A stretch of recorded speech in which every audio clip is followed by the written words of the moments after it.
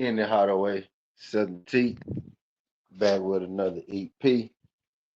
Y'all do your boy a favor. Y'all smash that like button for your boy when you roll on in. Whether you're here for a good time or a long time, I greatly appreciate you sliding through. If this your first time, do your boy a solid. Don't make it your last time. Hit that subscription button as well.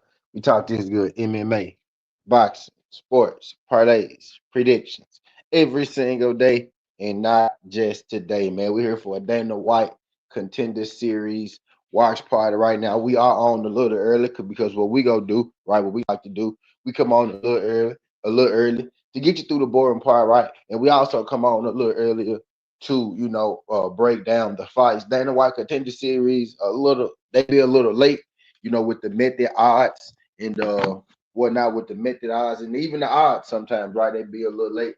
All right. So we like to come on a little early, and get our jumps in. So the methods have dropped. The thing I love about Dana White Contender Series is we do have methods for each fight.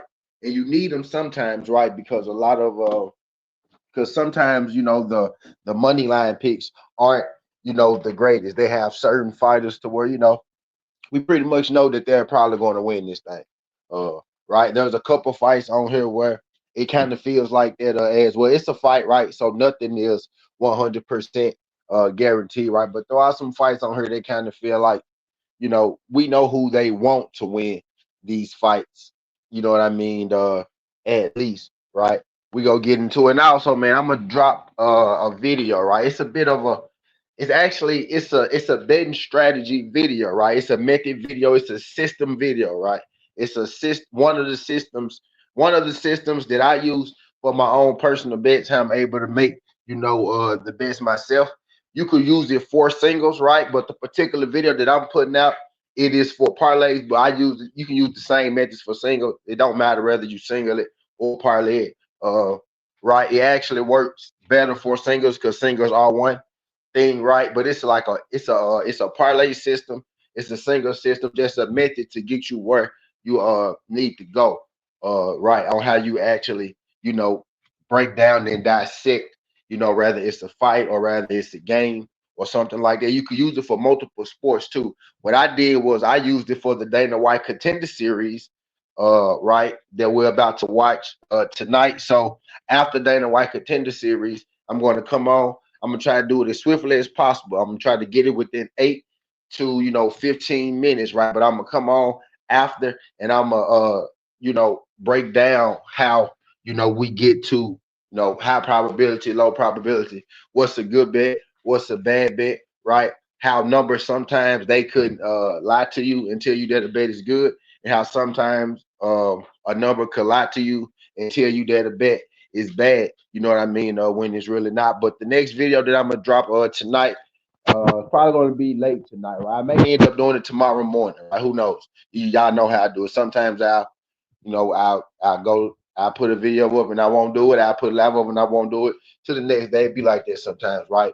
But I'm planning to do it right after the Dana White Contender Series. So I'm expecting Contender Series to not last all night. I'm expecting us to be out of here for Contender Series at least, before 9 o'clock, Central, 10 Eastern. Actually, I'm more thinking more like, 8:30 Central, like 9:30 Eastern, right? So I'm planning to hit y'all, you know what I mean, with that betting strategy video, that betting method video, just basically probabilities and how you get to a good bet, how you decide whether the bet has a high chance of hitting, right, and how the numbers can lie to you and tell you that is a particular bet is good when it's not, and how we can lie to you and tell you that particular bet is bad when it's actually not, what I mean, a bad bet, man. So I recommend y'all probably, y'all want to be there for that jump. But I'm gonna leave it up though, so y'all will still be able to catch it.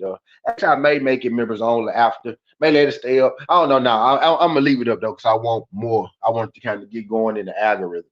You know what I mean, and whatnot, right? So, but I'm gonna leave that thing up just to kind of give y'all a method how we get to know a method to the madness on how you decipher what's good and what isn't. But it's a system that you could use for any sport, right? It's one of the systems that I use uh myself. and I have a pretty good, rate with it, right? I got a paid Discord, all right. We hit all the time in the paid Discord. We've been on fire. We hit twice yesterday, twice the day before that, right? If you watch the boxing videos, we swept it last week. We've been sweeping WNBA, you know what I mean, in the chats, right? So I use this system, this particular system, a lot, right? Not the only system that I use, but this particular system I do use a lot, and I did use it to get my contender series bets. You know what I mean? For tonight, right? But there's gonna be some great content, y'all. So make sure y'all, you know what I mean, check that thing. Even if you don't catch it live, right? Make sure at some point, you find time to check that out, because that's gonna be hella interesting. I wanted to get it done before I came on for the contender series for this one, right? But I didn't have enough time, didn't quite have enough time. All right, didn't quite have enough time. Yo, y'all do miss out. There's 4 people in the building. Let me get all 4 of y'all to hit that thumbs up for your boy. Greatly appreciate you sliding through. Appreciate you sliding through. Let YouTube know that we live, man. Shout out my guy Country Kane. Country Kane. What's good, Country Kane? Congrats. I need that. Yeah, bro. Most definitely make sure you check it out, when I do it. What we about to get into right now is my actual plays, what we actually want to do for today, right? And then I've made myself Scotty B. What's good, Scotty B? I dropped my WNBA video in the shorts, Scotty. Go check that thing out in the shorts for me, Scotty. And hit that thumbs up. But I dropped that junk hours ago. Scotty. Go check that thing out in the shorts for me. You'll see, exactly what I got, what I like, my player prop, my picks, and everything. Right, G. But y'all dropped that junk a few hours ago, man. If y'all could hit that thumbs up for your boy. All right. They don't be sending y'all those notifications when I do those things. They got to do better, man. Yeah, go check it out. It's about 2 minutes long, right? So y'all go check that thing out, and then y'all come on back. Y'all check that thing out, and y'all come on back, right? But I'm on the player props heavy tonight. I gave out my side picks, my spread picks, and all that good stuff, man. I dissected that as well.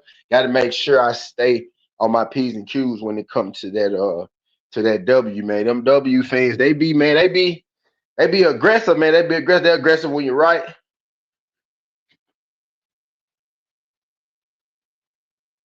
They are aggressive when you're right, man. They're aggressive, when you're wrong. They're aggressive when you don't go.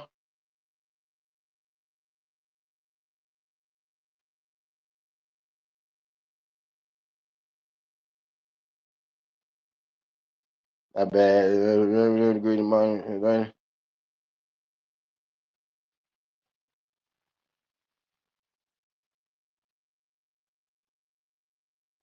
My bad, y'all. Y'all hit that thumbs up for you, boy. YouTube just sent me a message about something there.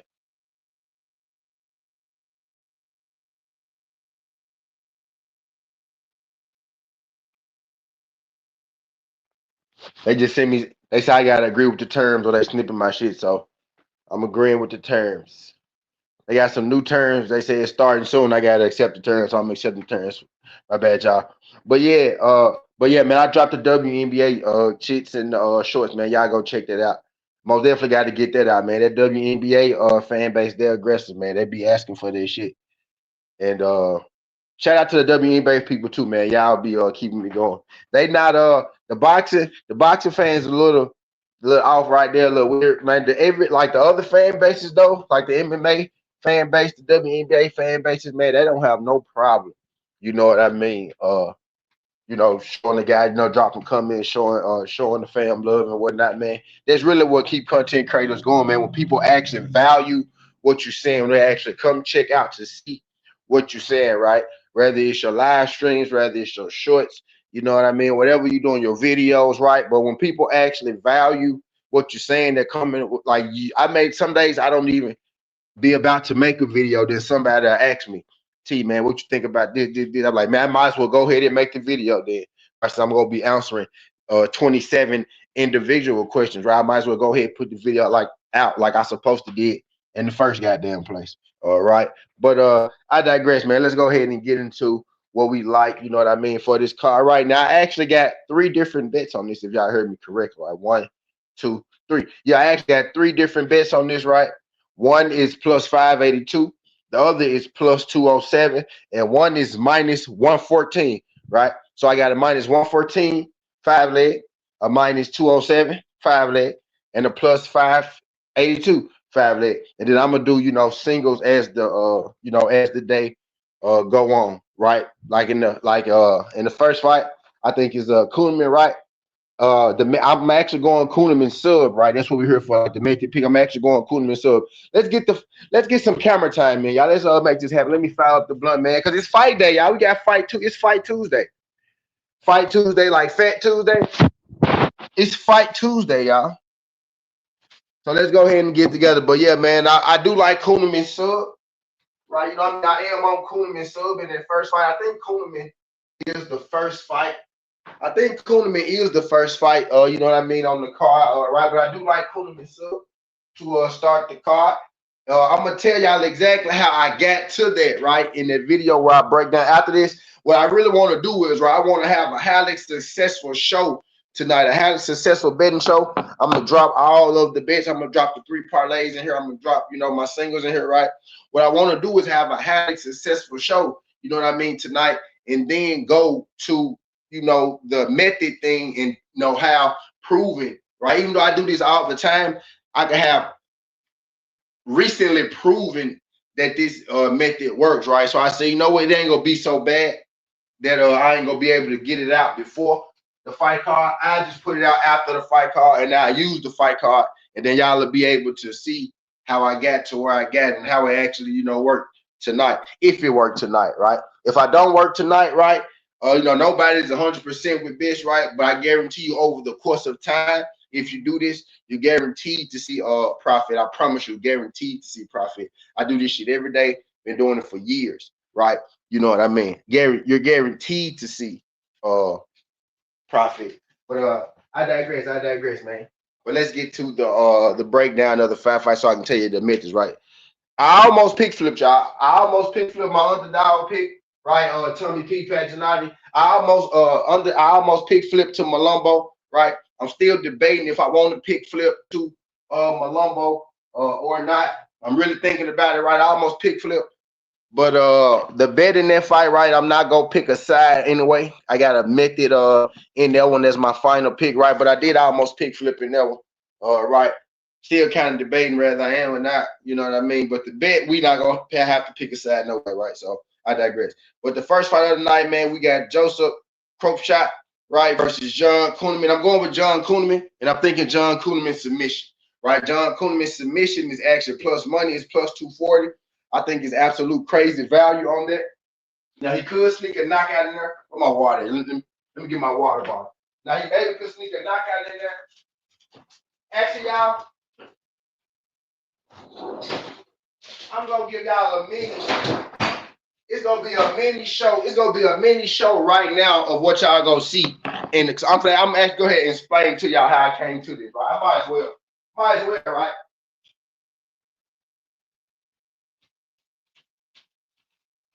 I'll go ahead and do it now so I can practice for the one later tonight. I'll tell y'all now so I can practice for the one later tonight, so I can do the one later tonight real quick within, like, you know, 8 to 15 minutes.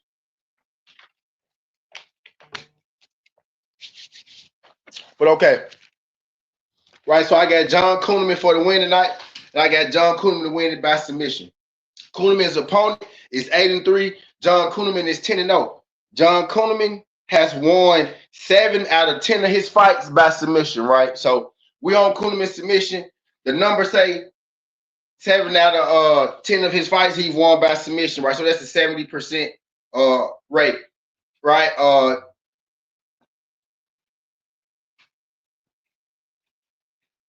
We got his opponent, Kropshot, right?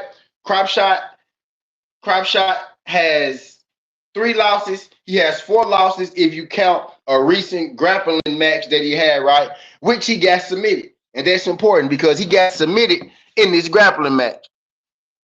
He did WA picks were crazy day. Dumbass. Switch the Storm money line to Cloud. What's good? He shout out my guy Lordy T, man. Shout out my guy Lordy T. Appreciate that, man. Yeah, shout out my guy Lordy T. We gonna run through the WNBA. We gonna run through the WNBA after get this information out to y'all. This contender series information out to y'all. I'm gonna say it and I'm gonna drop it in the chat and whatnot. Then we gonna be out of our way. Just letting y'all know how I got here, right? So John Kuhneman has subbed 7 out of 10 of his fights, right? And he's finished all 10 of his fights. He's finished 9 out of 10 of his fights, right? So he's 70% sub, 90% finish rate, right? That the fight didn't go the distance. His opponent, Crap Shot, is 8-3. He's 8-4 if you count the recent grappling match in which he got submitted. He's lost 2 out of 4 of his fights by submission. So half his losses have come by sub. 3 out of 4 of his fights have not went the distance, right? So 3 out of 4 of his losses, he got stopped. So we have John Kuhneman's submission. He got 7 subs. Right, he's 70% on subs, 90% finish rate. His opponent has been finished twice. 4 losses has been finished twice. So half the time he's been finished, and 3 out of the 4 finishes were submissions. So he's been submitted 3 out of the 4 losses that he has, right? So he's not, he's not a stranger to, getting submitted, right? So I think Kuhneman's submission, is a bet that will suffice. Now, what the numbers can't, tell you is that, this is where the human mind is still smarter. The human mind is still needed in this, right? The human mind, right? Because the numbers can't equate the fact that, Kuhneman can't really strike. The numbers can't equate Kuhneman's level of competition. They can tell you, well, he won 10 fights, but they can't tell you that his competition wasn't really high, which it wasn't, right? But what I'm doing, I'm leaning on the wrestling of Kuhneman. I know he has a clear path to victory. So I'm leaning on the clear path of victory for Kuhneman in this. And the numbers back me in saying that Kuhneman wins this and Kuhneman wins this by submission. So because I'm on Kuhneman's submission, I went and found numbers to back that I'm on Kuhneman's submission. Now, you could do this at an 80% clip. I honestly do it at about a 65% clip, right? If it's 65 and above, I don't mind taking it. If you get to like 70 and 75 and 80 and 90%, I'm overjoyed about it. Right?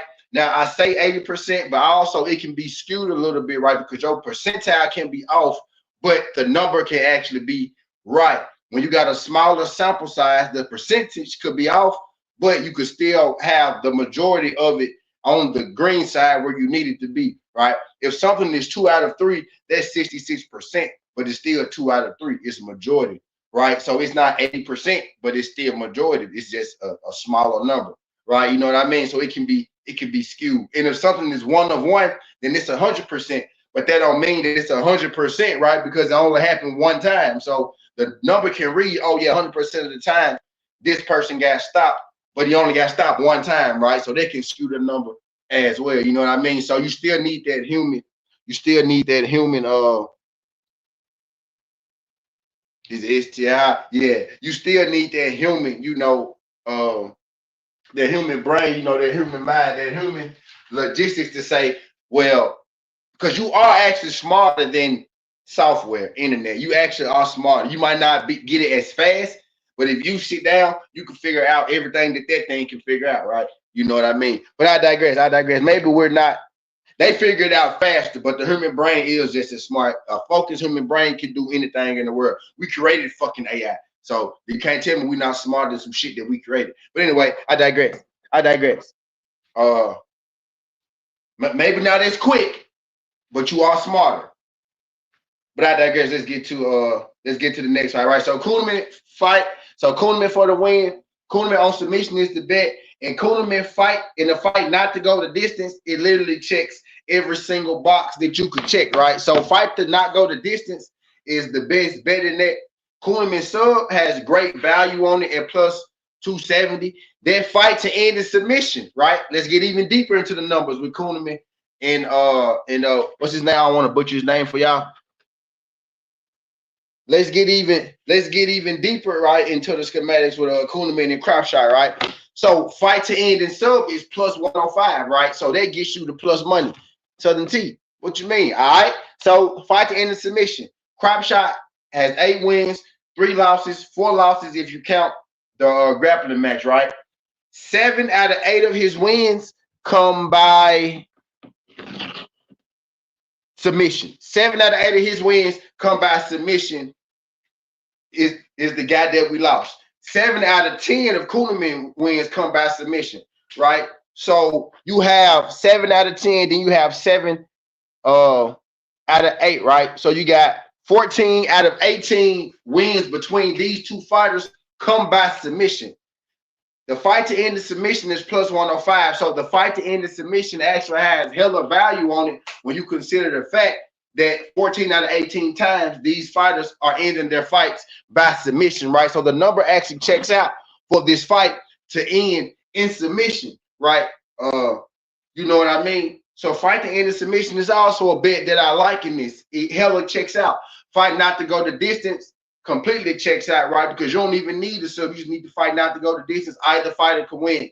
Kuhlman's submission checks out, right? Because we have Kuhlman to win, and he has 7 out of 10 subs, right?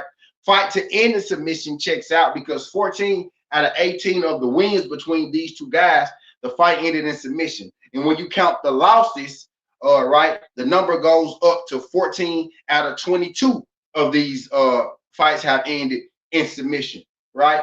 I mean, 18 out of 22. So 18 out of 22 fights between the two have ended in submission. So fight to end in submission, I think, is a is a lock bet. Honestly, that's the single that you could take out of this, right? Because you can't single the fight not to go to distance. You could parlay and put in your parlay and like in the safety parlay, right?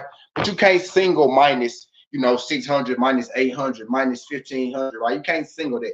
But you can single this fight to end the submission at plus 105. You can single John Kuhlman's submission in this fight at plus 270, which has hella value on it, right? And I just broke down to you how the numbers check out, right? So you have where we at Kuhlman. So you have a 70% submission rate with Kuhlman. You have an 87% submission rate with Khrushchev. You have Khrushchev getting finished at an 81% submission rate, right? Submission checks out. Fight not to go the distance checks every box, right? So we just dissected that first fight using the method. I kind of explained it. I explained it. I'm going to explain it in depth in the video after, right? But I gave you the numbers from the method. I didn't explain in depth how I got to that. I kind of did, but I kind of didn't because I want to save a little bit, you know what I mean, for the video that I'm going to do later, right? But method to the madness, man. That's how we got to that John Kuhlman win, that John Kuhlman submission, that fight not distance, that fight to end in submission. Now, again, nothing is 100%, right? But I told you I did 3 parlays.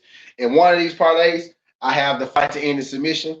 In another one, I have the fight not to go the distance. And in another one, I have John Kuhlman to win it by submission, right? So I did play 3 different parlays because I'm a man, I like to put my money where my mouth is, right?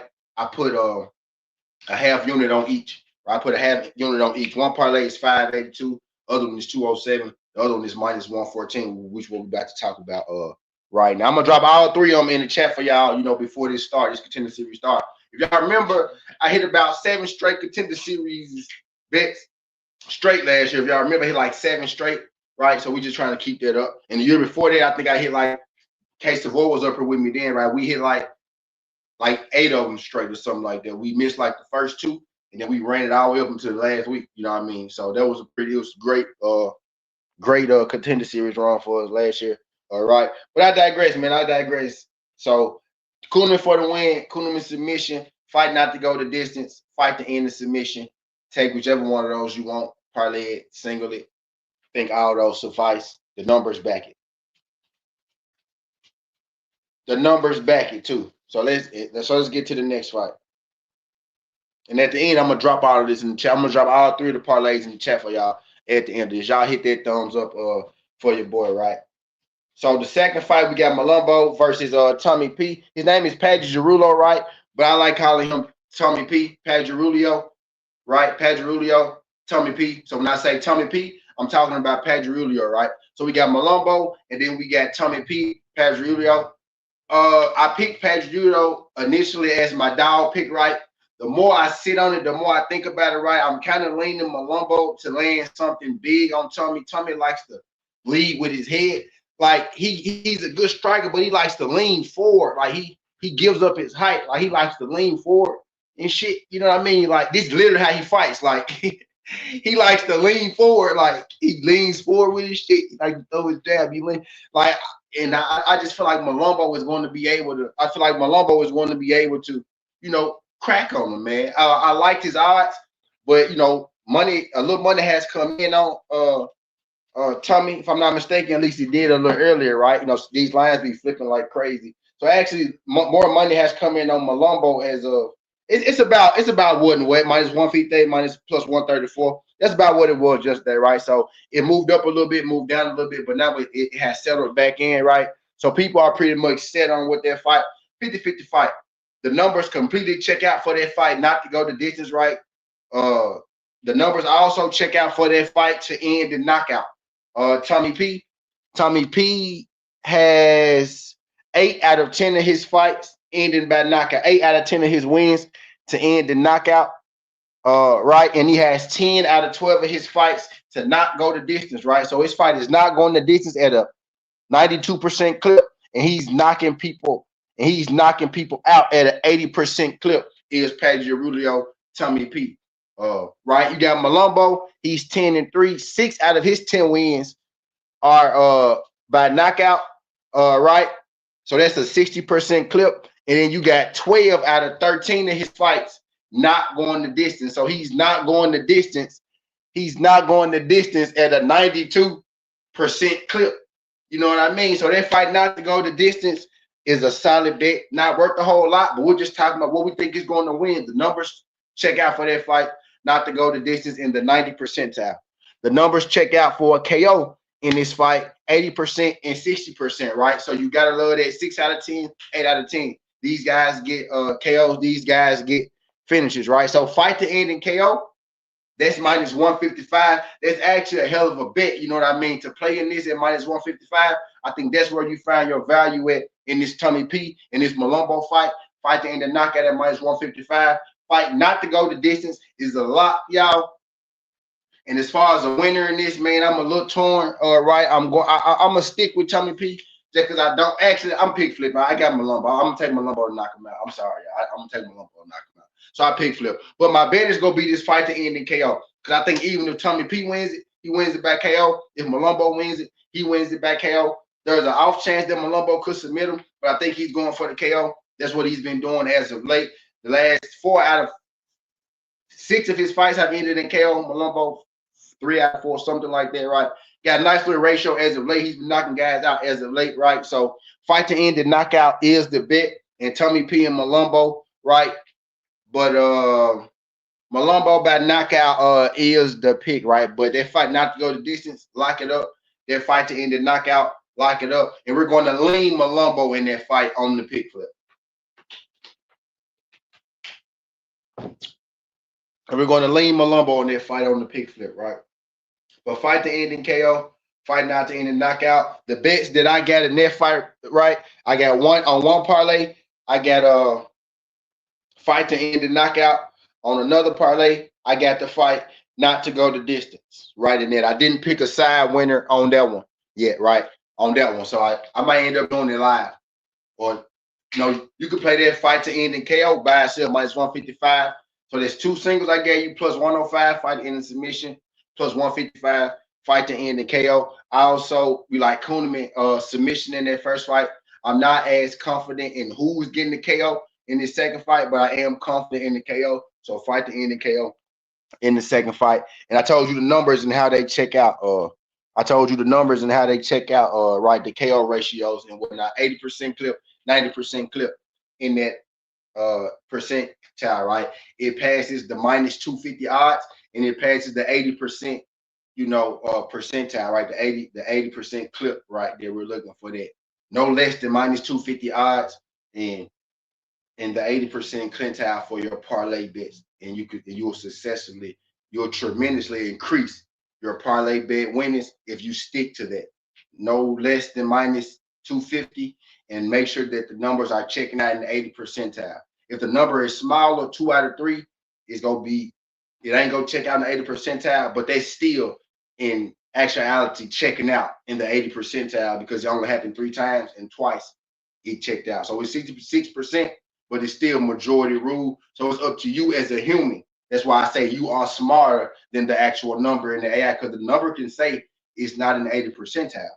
But if it did it 2 out of 3 times, that's more than enough. A human can decipher. It's more than enough for me to take it. If 3 times he did it twice, right? So if you comfortable with that, with their ratio, right? 3 out of 4 is still less than 80%, right? Like 75%. So it didn't hit the 80%, but it's 3 out of 4 times. So it's majority rule. So a human can make that. You can make that on your own. Am I comfortable enough in this? Although it's not quite at my standard of 80%. I told you, I set mine kind of around 65, 70%, right? If I can get in that 65, 70 percentile, I take my chances on it because, but I try to keep it within that, what I do personally, I do like minus 180, 65 percentile. If it's 65% an up chance of a bet hitting and I can get minus 180, right? Or, higher, I'll parlay it and, pretty nice value, right? So that's how I do it. But I'm telling y'all to start with for sure, so you can see the increase and see how well that these things hit, right? The value isn't going to be as high, right? But you will see your increase in winning, your increase in your bet win percentage. And this is over the course of time going to help you, right? It's not going to get you $10,000 overnight, right? But over the course of 30 days, the course of 60 days, you do this shit right, I guarantee you, bro, you go see some nice bread. You will see a nice amount of money doing this shit. Right? Guarantee you stepped in the proof. Shit like blue magic. Shit like blue magic.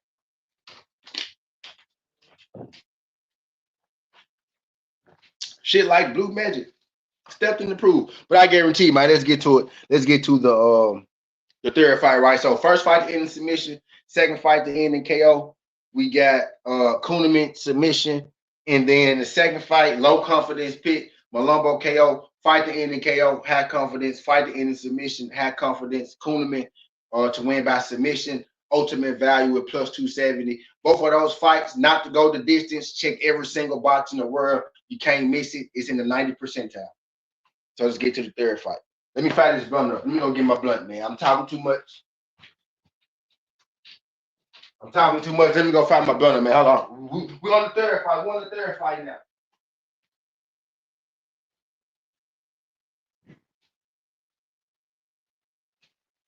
Right, so Hassan and Salkea. Hassan is one of our more confident picks. You know what I mean? On the card. I'm taking Hassan to win the KO. It ain't like really no secret. Ain't really like no secret to this one. Right. I'm taking Hassan to win this fight by KO. Hassan on the numbers, right? Hassan by the numbers. He's 8-0. 6 out of his 8 wins have come back KO. And 7 out of his 8 fights have not went the distance, right? So the fight not to go the distance is checking out at the 87 percentile, and his KO is checking out at the 75 percentile, right? So again, it's not in the 80 percentile, but it's at the 75 percentile, 6 out of 8. So 6 out of 8 times is up to you as a human to decipher. Even though it's not 80 percentile, am I comfortable enough with that 75? And yes, I'm comfortable with the 75, right? So I would say play it. But if you have set your goal at 80 and you're not budging out to 80, you can't play it, right? But 75 is more than high notes. I use about a 65 percentile, but I coach 80 percentile because I want you to see winnings, right? So I'm gonna coach to 80, but I'm most definitely taking this in the 75 percentile. And when you factor the fact that his fight not to go the distance is in the high 80 percentile, him to win the fight by knockout actually goes up into the 80 percentile when you factor in him, his fight not going the distance, him getting a KO, and his opponent has 1 loss by knockout. So his opponent has a 100% get finish rate. So his get finish rate is 100. Hassan's knockout rate is a 75%. So that cracks the 80 percentile of it getting into a bet that we could actually make when you add both of the factors into it, right? So Hassan to win this fight by knockout checks out. right? It checks out in the 75 percentile. And when you consider the fact by the number, his opponent only lost, he got finished, is at 100%, it's going to tell you that it's in the 80 percentile, right? So that's how a number can sometimes, it could be right, but it could be wrong because his opponent only has one loss. But his one loss, he did get stopped. So that's 100% rate. Let's go push that 75 up into the percentile, right? So Hassan knockout checks out, right? He checks the boxes. He's just, I think he's the much better fighter in that fight. It's pretty much a squash match, right? So Hassan knockout is one of the lock bets. It's the ultimate lock bet of the card for me, actually. I feel like if you got big money, right? If you got $10,000, you got 5 bands, you got 10 bands, you got 3 bands, you got a band or 2, right? At minus 500, you put that on there, bro. You're going to win that bet tonight. You're going to win this bet tonight, right? Now, it's a bad bet because if you lose 1,000 betting the minus 500, your winning probability wasn't even high for you to be betting 1,000. But if you hit it, who's going to really give a fuck about that, right? You know what I mean? That's why sometimes a bad bet can be a good bet, right? Because the shit is going to happen. He's going to smoke dude. He's going to knock him out, right? Even more certain than that, that fight is not going the distance. The number to check out even more for that, right? So high probability on both of these, right? So Hassan KO, fight not to go the distance, fight to also end the knockout has a high probability, but it's the same as Hassan KO. The fact that Hassan KO is minus 500 and the fight to end the knockout is minus 500, that shit should tell you everything. That should tell you everything that you need to know what they're thinking. Right? That should Lordy, right. That should tell you everything that you need to know, right? The fight to end the knockout is minus 500. Hassan knockout is minus 500. I digress. Right, let's get to the 4th fight that's going to wrap this thing up. Then we can get into the WNBA and the MLB and all that good shit after we get this together, right? Because we still have about an hour before the actual fight start, right? Y'all have your 7 people in the building. Y'all hit that thumbs up for your boy, man. 7 people in the building. We taking y'all down the lane of what we got and how we got there. Probability side, showing y'all a method that you could use to get, in any sport, right? I'm not deep diving into it, right? But I'm giving y'all the speed crash course right now of how I'm getting to where I got. I'm giving y'all the information on what I got, not necessarily how I got there. I'm gonna tell y'all how I got there in the video later, right?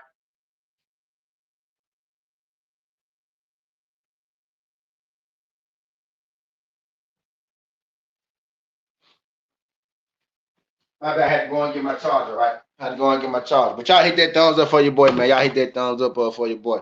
And again, if you came here to watch the fights, you're all in the right place. I can get you right for that too. All right, I'm getting my gamblers, getting my bettors, getting my bettors, right? Getting my bettors right right now. Y'all hit that thumbs up for your boy, man. Tuesday night fights, man. You got to love it. We got Tuesday night fights, man. You got to love it. Tuesday night fights is back, Jack. Right? So let's get into the 4th fight of the night.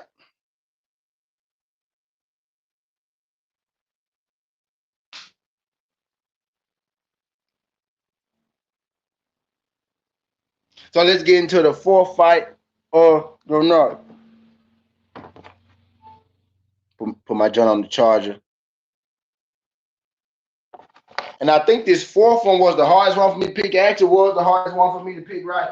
I'm still not completely sold on who I'm going with, right? But I am going to take a pick. I am going to put my foot in the sand, want to draw a line in the sand, put my foot in the sand, take a stand, right, and give y'all a pick. Give y'all a pick. Yeah, facts, my brother. Yeah, facts.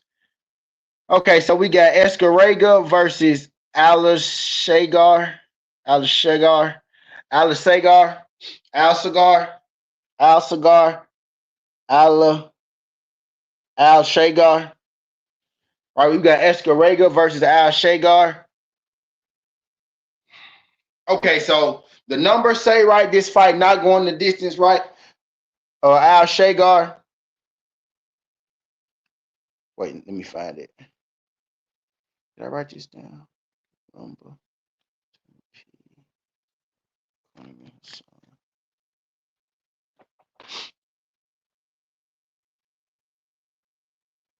think I did. Wint, the son. Okay, so the numbers say that this fight not going the distance, right? These guys got 100% finish rate, if I'm not mistaken. Oh yeah, what I said was, man, I wasn't gonna have enough time to write this down before I had to come live, right? So actually, how I got there, the percentages I haven't actually wrote down on this fight, right? But I do remember the fact that Alex Shagard, like I think he finished every fight, and then his opponent had, I think, finished every fight as well. So I think both these dudes are accustomed to finishing everybody. Right now, it has been lower level competition. My original bet for this was the fight to start the second, which I did play in the parlay, but I also played the fight not to go the distance, right? So I parlayed this fight to start the second at minus 186. I think that's probably the best value in this, minus 186, right? That's ultimately one of my bets. Right, you know what I mean? Now, it don't check the percentile, but at that minus 186 for it to start the second round, I think that's decent value on it. The fight not to go to distance is minus 320, right? So you can put that in the parlay, and you can hit both of those. If you notice, all the bets that I give out is not me. When I hedge a bet, I'm not hedging the bet to where I can't win both bets. My hedge is always where I can win both bets. Where I'm never gonna take this guy, then take the other guy. That's not how I bet. I want to win all the money, right? So if I hedge it, I'm gonna hedge it with something where I can win both. This fight could hit the second round, and it could not go the distance, right? So I got the chance to win both of those, right? So that's what I did in this fight. This was the hardest fight for me to pick. There about wasn't what I do got Escarega, and I'm gonna tell you why. I think Escarega is the slightly better striker. Alex Shagar only has the wrestling, only has the grappling. Escarega actually does have striking in his arsenal, and he has wrestling, he has grappling. I'm thinking he's going to want to strike in this, so I'm going to take him to strike in this. But I will say this: Alex Shagar looks very, he looks like an American Russian, right? So I don't like betting against the Russian, but he is American, not Russian. But he looks like an American Russian, right? So do with that as you may. But I am going with Alex Sagar. I said dog will pass. I said Alex Sagar. What's his name? Sagar. I said it too many times now. I'm butchering it. Esca Escarega. Escarega is say the better striker, has a grind game. Escarega started this as the underdog, right? I said dog or pass. He started as the underdog, but he is now the favorite, so it's no longer a dog or pass for me. So I guess I had the right read. I guess now the value would be on Alex Shagar, right? So I guess if it's a dog or pass, we going Alex Shagar now. But I would say take the fight not to go the distance, right? Or take the fight to start the second round. Fight start the second round is minus 186. Fight not to go the distance is minus 320. You could parlay that with something, right, man? So that's how those the picks for the Dana White contender series. Those are the picks for the Dana White contender series, right? You know what I mean? Lloyd Wilkins did great picks. The only thing I added in change was Storm money line switched out for Cloud 10. Damn. Yeah. I just saw you say, okay, I see you. I see you in there 30 minutes ago. Yeah, I see you in there, brother. And the Storm ended up beating their ass too, Lordy. Storm ended up beating their ass. Storm ended up beating their ass good too, Lordy. You know what I mean? Yeah, we had a great day yesterday, dog. We had a great fucking day yesterday, dog. You feel me? We had a great fucking day yesterday, dog. Oh, we can get off our feet now. Y'all feel me, man?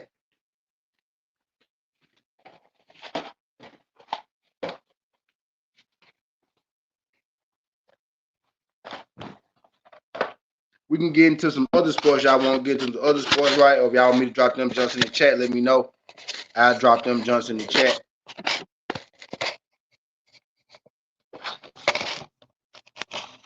If y'all want me to drop them junks in the chat, I'll drop them junks in the chat as well.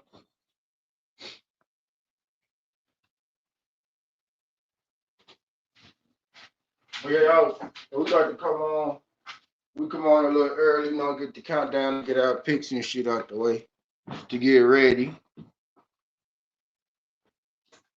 When I be on YouTube, this be the downtime that I be having, y'all. I know this be my downtime. I spend my downtime on YouTube. I spend my downtime on YouTube, you know, making a little check, man. You know what I mean? Making a little money. I be betting, make a little money, right? I spend my downtime on YouTube, you know, make a little money, man. You know, just keep, ends meet. Gotta keep the lights on, pay the bills and whatnot, man. He said, you know your shit. I'm going to follow your picks today. IG. If I lose, you know your shit. Oh, yeah. I'm out there. You know, this contender series, right? So, you know, we get a little bragging rights for this. Man. You know what I mean?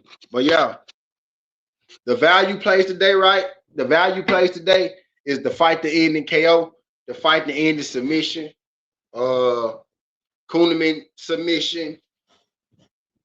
Oh, Wint knockout, my bad. Wint knockout, and my bad. The main event, I ain't tell y'all the main event. Why I ain't tell y'all the main event, man? I actually got numbers for the main event. Wint versus Adams, right? Wint is 6-0. Wint is 6-0. 4 out of 6 of his fights end in knockout. That's a 67 percentile, right?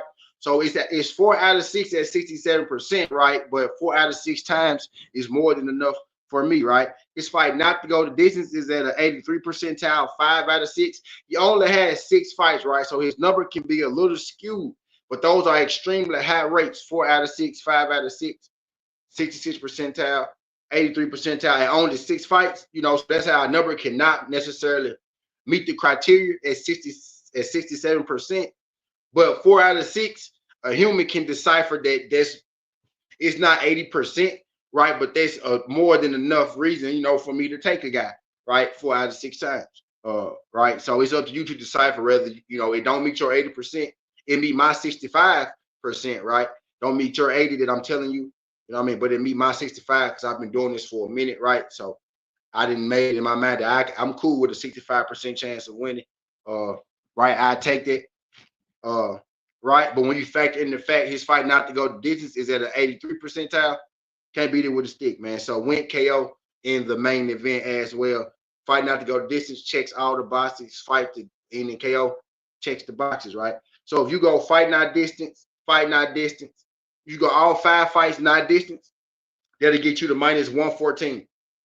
If you go Wint KO, Hassan KO, and then the 3 fights not distance, that'll get you to plus 207. I'm telling y'all my parlays for today, right?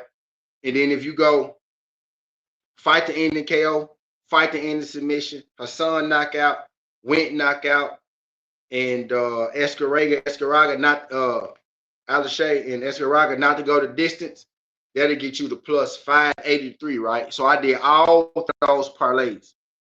Right. I did all 3 of those parlays, right? You know what I mean? Type deal.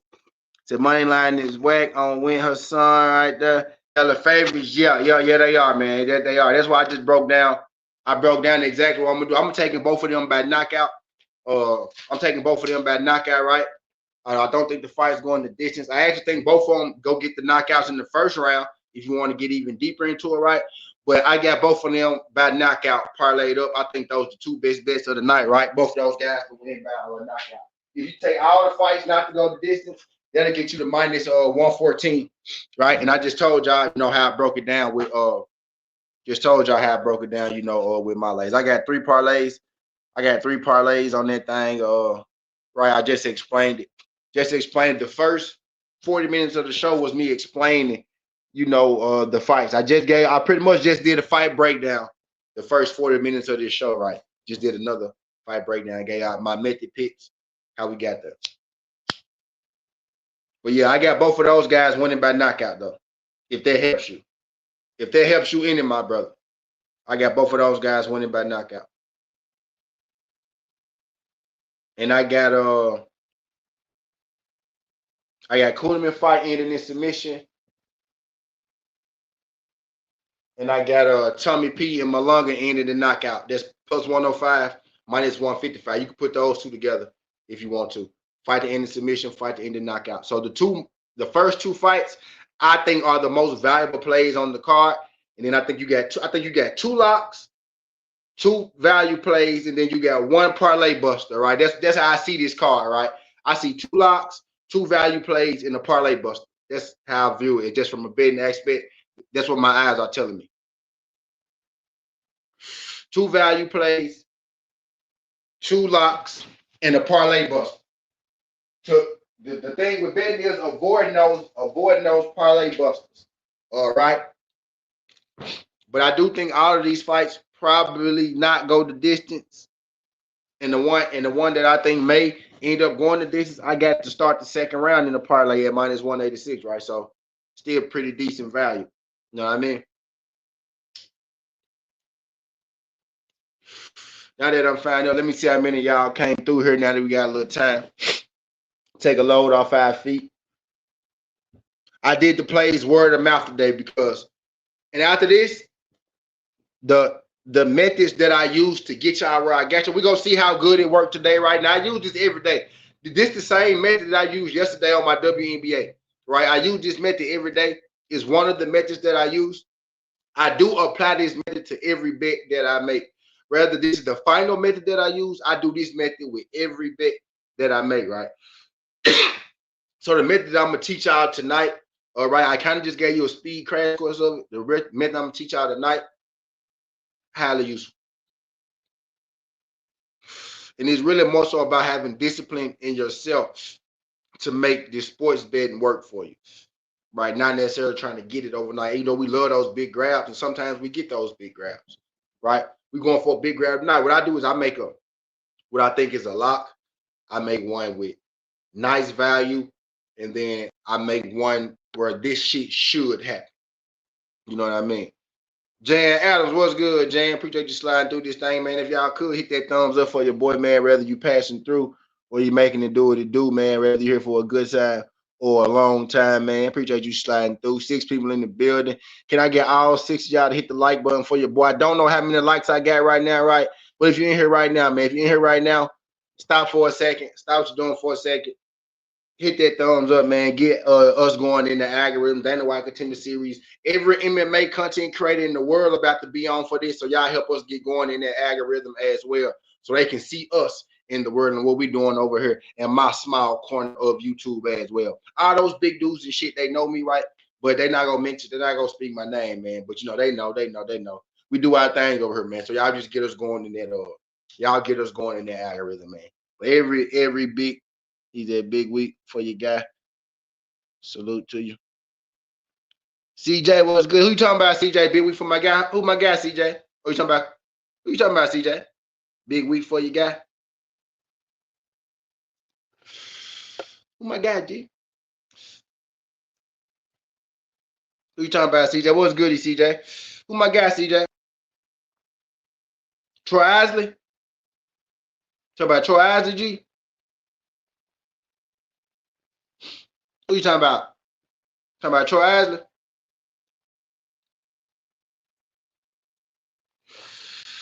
Oh, okay. I got you. Big week for your guy. Okay, I got you. Yeah, that makes sense. I'm sure like okay, now that makes sense. That makes sense, CJ. I got you. All of my shebang.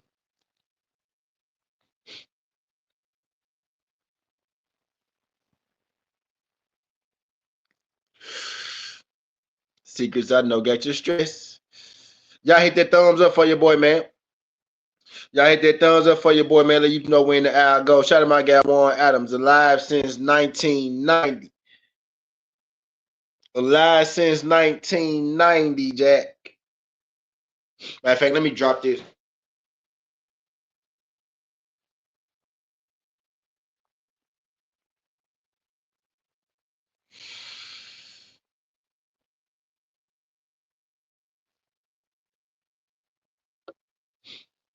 Shorty was a shebang. All of my updates. He gonna put me to the deck.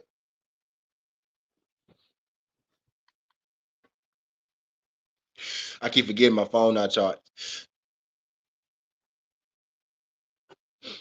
Teach me, babe. All right, so where we at with it now?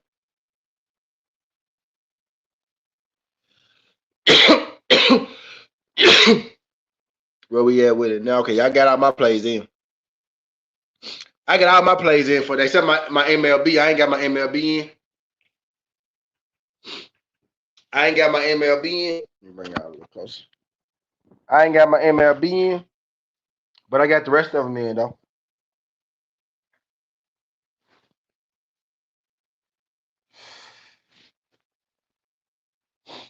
Bring y'all a little close to me so y'all don't have to be all the way across the world talking to me and shit.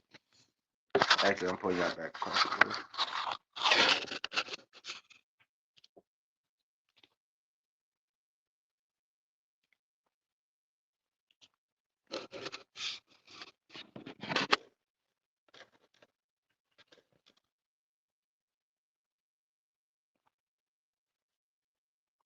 But the fight not to go tonight, y'all. In some, right?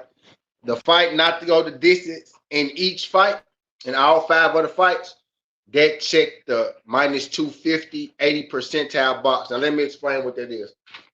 Let me explain, because then I only got 2 of y'all in here, so I dropped this free game because I only got 2 of y'all in here right now. So let me explain what this is. The minus 250, 80 percentile rule. The minus 250, 80% rule. Your prop can't be lower than minus 250. Now, that's not great value. It's winnable value. It's a parlay piece, right? If you're betting enough money, you can bet it by itself, right? But it's a parlay piece. That's why this is a parlaying strategy for my parlayers. I'm talking to my parlayers when I say, you actually are good, better. You just get a little greedy. I'm just giving y'all the pre-show right now, right? But this is the method, right? Minus 250, 80 percentile. Don't take a bet if it's under 250, meaning if it's you could push it to minus 230 because it could fluctuate from minus 230 to minus 250, 220, 300, something like that, right? So anything under minus 230, you got to cut it off, right? So it's 250, 80 percentile. So if you see a bet that's minus 180, you can't take it. See a bet that's plus 100, you can't take it. Southern T, are you telling me not to take good bets?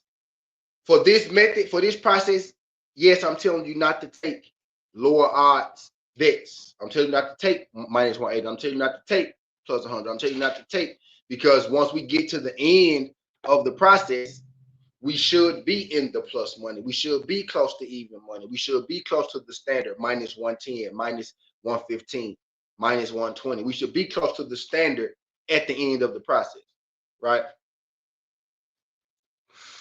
Now, value does drop when you parlay to begin with, right? That's why we're going to keep these parlays 3 legs max. You got to cut yourself off at something. You get greedy. We get greedy, right? 3 legs maximum, meaning we trying to do it in 2, 3 legs at the max. My max is 4, and I still go to 5. I just gave y'all a 5.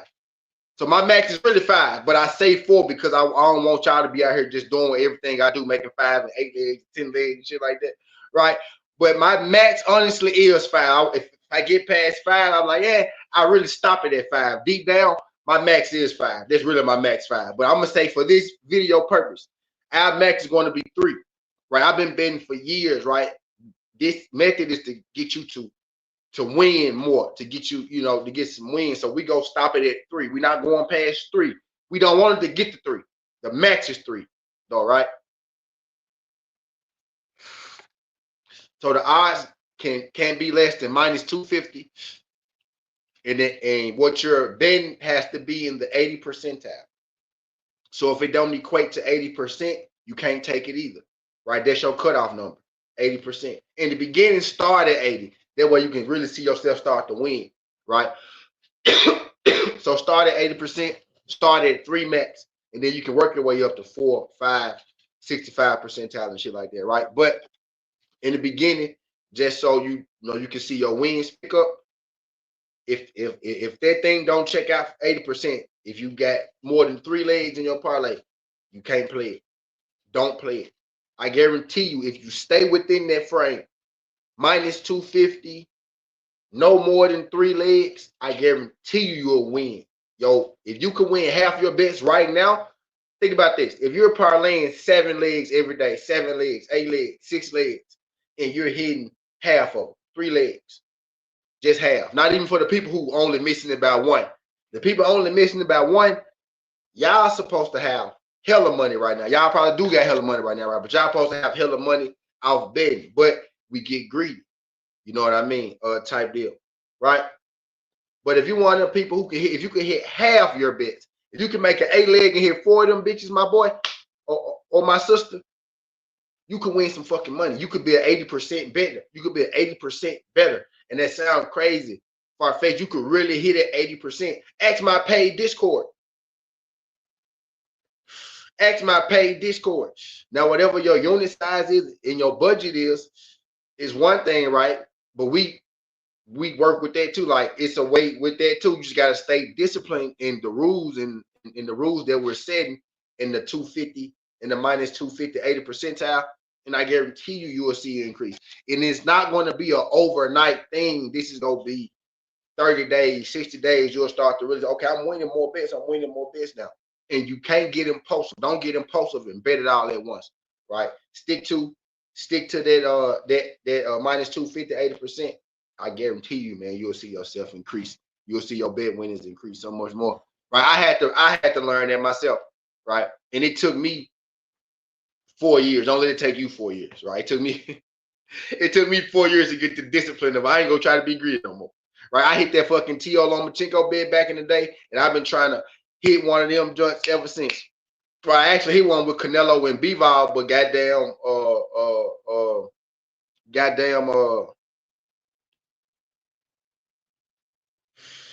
who that was?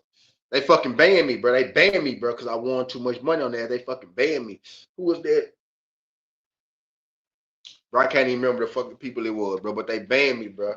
What's the John Gilliam? Not Underdog, the one Gilliam with Barstool, bro. Barstool, I'm banned from Barstool, bro, because I won that Canelo and Bivol shit. But anyway, I digress. If you stick to that process though, I'm gonna explain it more. I just gave y'all the real. I just gave you the method right there on this live stream. So if you was in here for this, or if you happen to catch it during the playback an hour into it, you just caught the gym though. But I'm like, if you start to do that, and then once you get good, you can start parlaying the plus money stuff. What I'm like, you can parlay the fight the end in KO, fight the end in submission, right?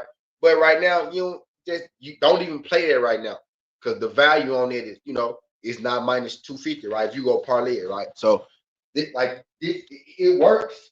It also works for singles. The 80 percentile thing works for singles. The minus 250 thing, depending on your bankroll, can work as well too, right? If you get up, let's say you start with 20 and you end up, 250, all right? Let's say you started with 20, right? And then you hit for 200, you can start parlaying, some damn minus, you can start betting some singles minus 250, right? Put 100 on that 250, profit you a little $65, all right?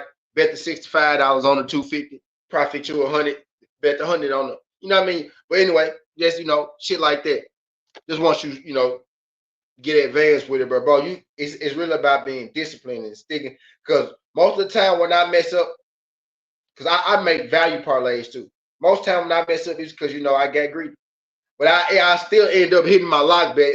I'd be like, yeah, I still hit a bet. I just didn't hit the big one. When y'all heard me say that, I still hit a bet. I just didn't hit the big one. That's because I probably been and hit the other 2 parlays, but I missed the fucking one that was worth 10 racks, right? I missed the one that was worth 8 racks, missed the one that was worth 4 racks, right? Missed that one. But I didn't hit the other, ones where I stuck to the method. I make jumps where I stick to the method, and then I make lotto. I call them lotto parlays, right? 8 leg, 9 leg, 10 leg, right? And then I make jumps where I stick to the vets. My cutoff number for me is 5. I know I can put 5 good bets together daily, maybe 2 or 3 times a day, and get nice value. And I'm gonna take a single too. I'm gonna take 2 or 3 singles throughout the day as well, right? Type deal. So if I get this shit wrong all throughout the day, it's a terrible day for me, right? But most days, I'm hitting, you know, if I make 4 parlays, my worst, I'm gonna hit 2. Maybe some days I may not hit none. I may hit 1 out of 3. But most days, what I'm saying, consistent wise, sticking to this, you're going to hit a lot. You're going to hit a lot. Said confidence sparks beat the Mercury. I'm more confident in Derek Hamby hitting that 15 points, Lordy. Lordy, let's use it right now, Lordy. Right. So it's not gonna be the minus 250, right? We can't hit the minus 250, right? But the 80 percentile, right? Derek Hamby is scoring 15 like in like the 74, 75 percentile, right?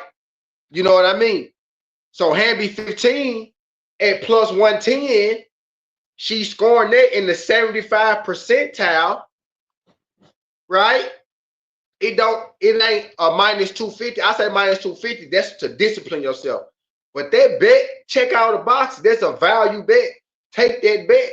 Take Derek Henry 15. Even if you bet the Sparks. Take the if the Sparks, hey, Lord, let me, hey, TA. If the Sparks win, more than likely, Derek Henry scored 15 points, right? And what's worth more, right? Now, one has to happen, a winner or a loser, but they still could lose it. And Hamby could still score you 15, right? But if they're going to win it, if we're leaning, right? If we leaning that the Sparks go win it, Lordy, Hamby gonna score fucking 15, more than likely, right? 75% of the time she gonna score 15 on her own. You know what I mean? And Hamby 15 is plus 110. Sparks money line is minus 130. Hamby 15 is plus 110. And the probability of Hamby scoring 15, TA, is higher than the probability of the Sparks winning the game. The probability of a Hamby scoring that 15 is higher than the probability of the Sparks winning the game, if you're going by the numbers. So there's that, you know what I mean? And even if the Sparks lose it, Hamby can score that 15. You know? But yeah. But I do think the Sparks win it. I like the over. I like the over. The over is another general. I like the over in all the games today. I like the over. I like the Sparks to win it. I love that Hamby 15 though. As far as value go, I love that Hamby 15. Love that Hamby 15.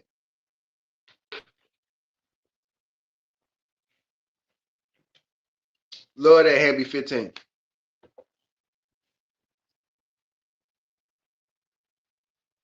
He's I hit that ball. Let's get woozy. Yeah, man. It's starting to work on me right now. I'm starting to get high right now, my brother.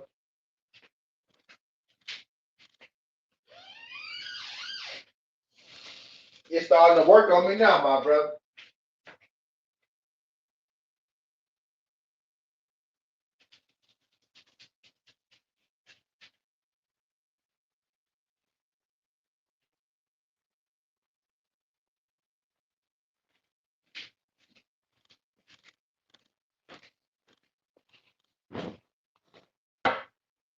The half hour, then we on. Yes, sir. What time is it? Yes, sir. Yeah. Oh shit. Yes, sir. Yeah. It's almost that time, Brian. We getting through there. We getting through there. We getting through there, man. Yeah, and we on. It's time to clock in.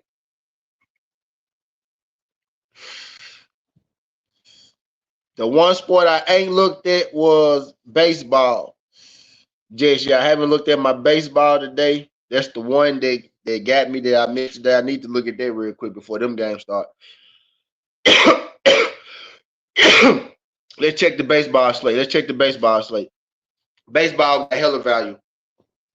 Let's check the baseball slate real quick. Same process. I'm using the same process, right?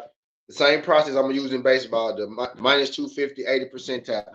Now, my process, again, is more like minus 180, 65 percentile, but I make value bets and shit all the time because I've been doing this for a long time. It's just that when you basically, what I'm showing you is like discipline methods, right? Discipline methods, minus 250. That's like parlaying it, right?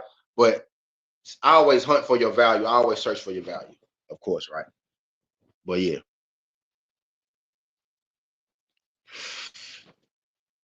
I'm just if you lose a lot, that 80% minus 250 go get you back on the winning track. If you lose a lot of parlays, that's a parlay method. You could use it for singles too, but you will have to change your number. Your single number will probably maybe your single number will be plus 100, or your single number will be plus 125. I tend to my single number, I tend to go anywhere from as high as or as low, depending on how you look at it, right? From like maybe plus if I got a good plus two or that, like plus anything, I take it, right? But if I'm being disciplined for y'all for the show, which is what we doing, right? Likelihood of it happening. But if you got something with a high likelihood and it's plus 400, take that shit, of course, right? But like high likelihood of happening plus 100, plus two, plus 125, right? Plus 150. I tend to, if I see some nice value at plus 150, right? I kind of get a little scared, right? I actually get excited when I see the plus fours and the plus fives and shit like that because I feel like the bush trying to trick you. You know what I mean? But actually, like plus hundreds, I love, right? But when they get to like them plus 170s and 80s and shit, them kind of scare me a little bit. Cause make your mind up, right? Then one plus 150 ones, make your mind up. But I digress, man. I digress. I'm just talking shit right now. But let's get going though. So we got shit. We got a 1, 2, 3. We got 3 games starting at 540.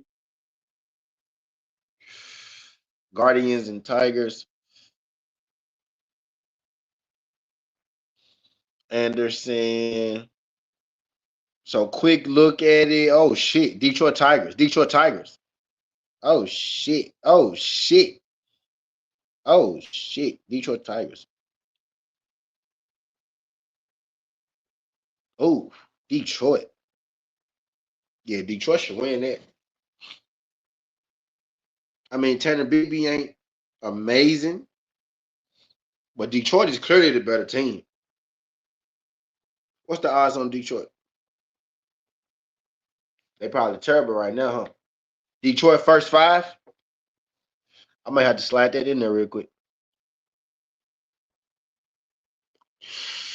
Detroit first 5 look like a play. Let me check the odds on Detroit real quick. Detroit, I'm looking at MLB real quick. I ain't looked at MLB. See, this is why I should have been looked at it, huh? Because I like Detroit. Now it feels impossible, right? But Detroit is the much better team. Detroit should win that game, right? I'm pretty sure I ain't the only person that feel like that. Let's check the odds on Detroit. Minus 142. What's the first 5 on Detroit?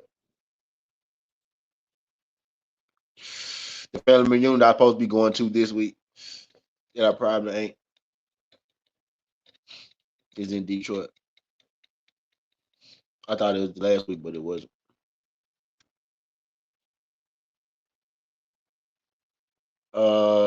Detroit first 5 plus 100. See, I like that. Detroit first 5 plus 100. This getting played, y'all. I ain't gonna lie. Detroit first 5 plus 100. That's worth. Yeah. See, I see. So I excited. I get when I saw that plus. See, when I see plus 100, I get excited because plus 100, they sleep trying to scare you. Like, yeah, it's plus money, but but the first 5 being plus 100 lets you know how good of a play that really is. But yeah, Detroit first 5, yo. Detroit first 5, yo.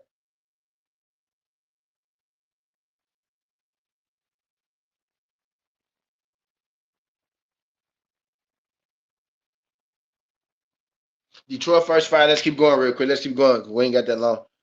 Can't be great. We got Schemes versus Perez. Let's see. Let me tell my paid Discord that I just gave y'all. I just gave y'all a premium play right there.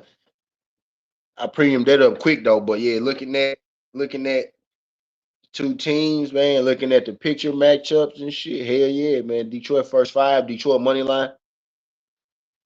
All that.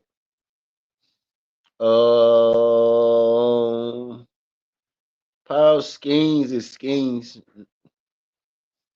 but he ain't been the Paul Schemes, right? The over and under is 7. Perez and Schemes, man. Last year, this would have been a scary game. Marlins got that +1.5. Marlins don't really score shit. Neither do the Pirates, though. Don't want to spend too long on this. Marlins, Pirates, Marlins. Won the last one 4-2. Skeens on the mound 9-10. Skeens gonna want to stay at 500. Perez hasn't faced low.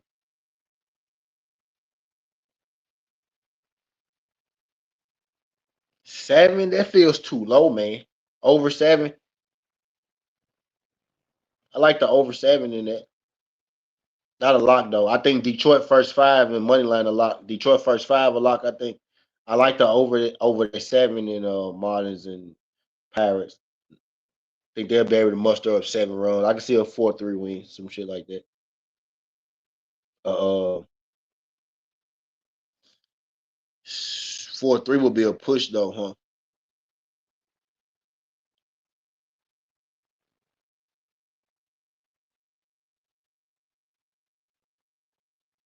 5-4 had to be a 5-4 win.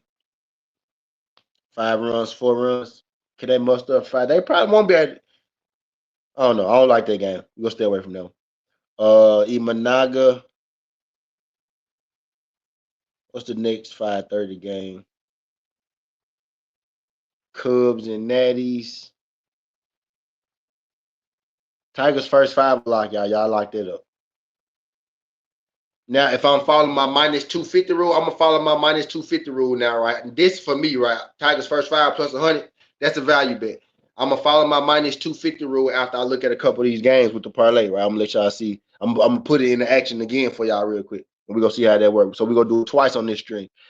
So Irvin versus the shit. The Cubs should beat shit. Imanaga. What's the over and under in that? The Cubs should win. Cubs -186. See, Cubs -186. They should win. Over and under is 9. I like the over in that as well. Mets and Braves got delayed due to weather. Cubs. I don't know if I want to go Cubs first 5, right? But Cubs should win that. Given the picture, Jake Irvin ain't shit. What's the Cubs first 5? -125.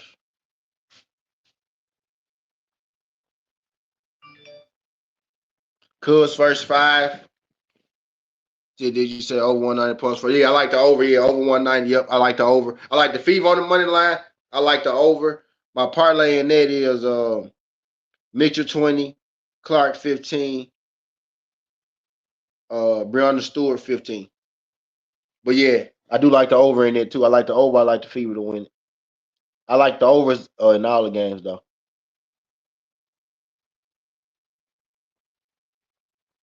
Bet like so if I was doing like if I apply my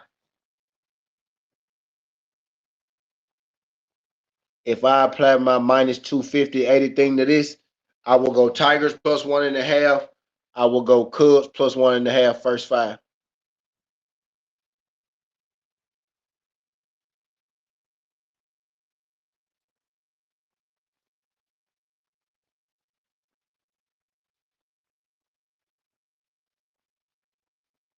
Right, I will put both of those first 5s together in the parlay.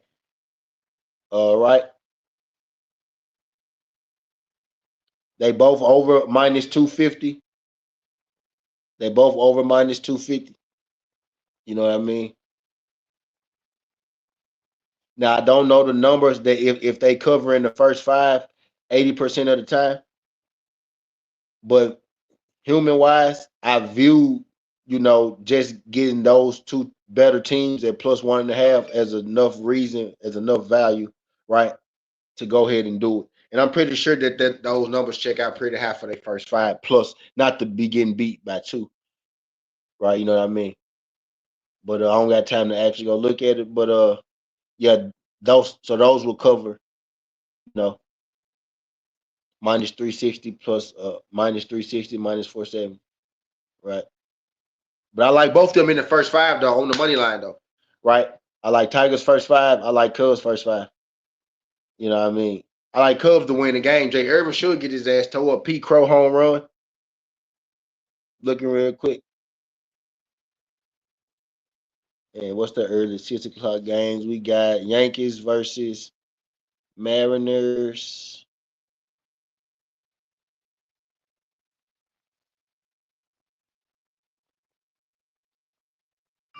Hey, I should have studied earlier for sure. I should have studied earlier. It's some good games. It's some good value today, man. I should have studied earlier. I'm finna take them 2 first 5s though. Fuck it. Okay, so Withers got to be the Yankees should get Seattle.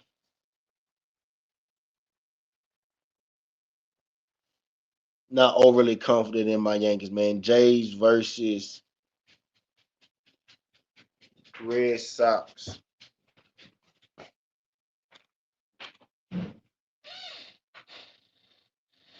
Jays versus Red Sox.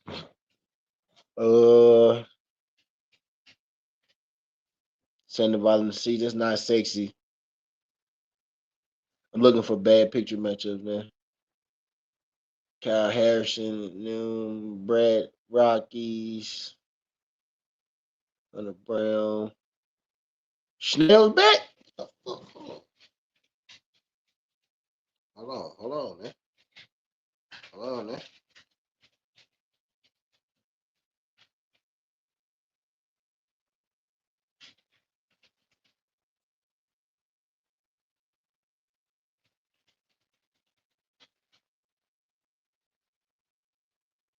Hold on, Trap.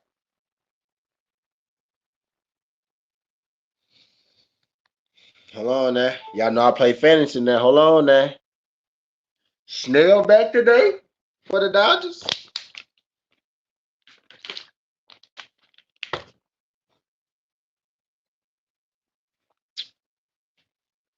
Hold on, let me see. So I'm glad I thought it because I didn't even check my lineup. I'm bullshit. Perdomo ain't even playing. Soderstrom ain't playing.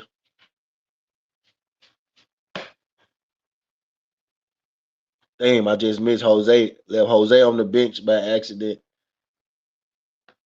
Got Murakami, Jefferson, Lombard. Put Altuve.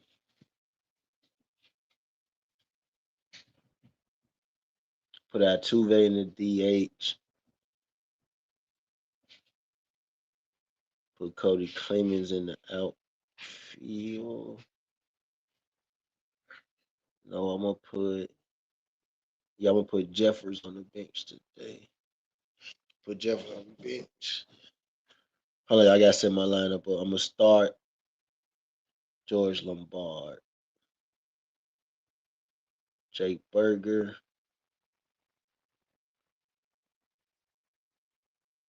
You got Snell, right? Oh, you got the Angels. You hungry? All right, I got you. I got you. Give me a second. Give me a second, bitch.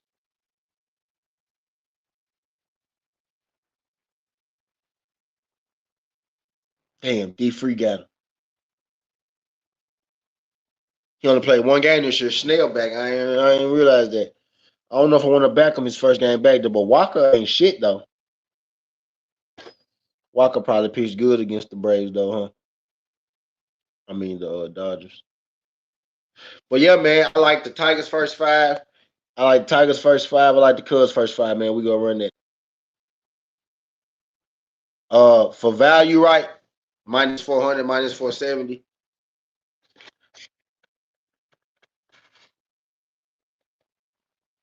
BFA. What's good, BFA? BFA, do me a solid, BFA. Hit that thumbs up for your boy. I think both those dudes should win. I think both those dudes should win by knockout. If you want to put those two by knockout, I think you should do that.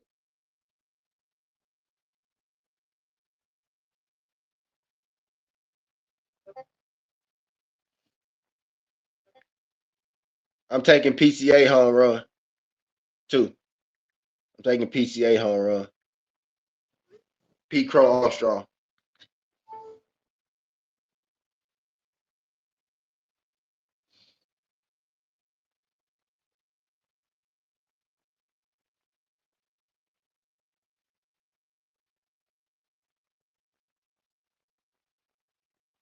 Y'all hit that thumbs up for your boy, man.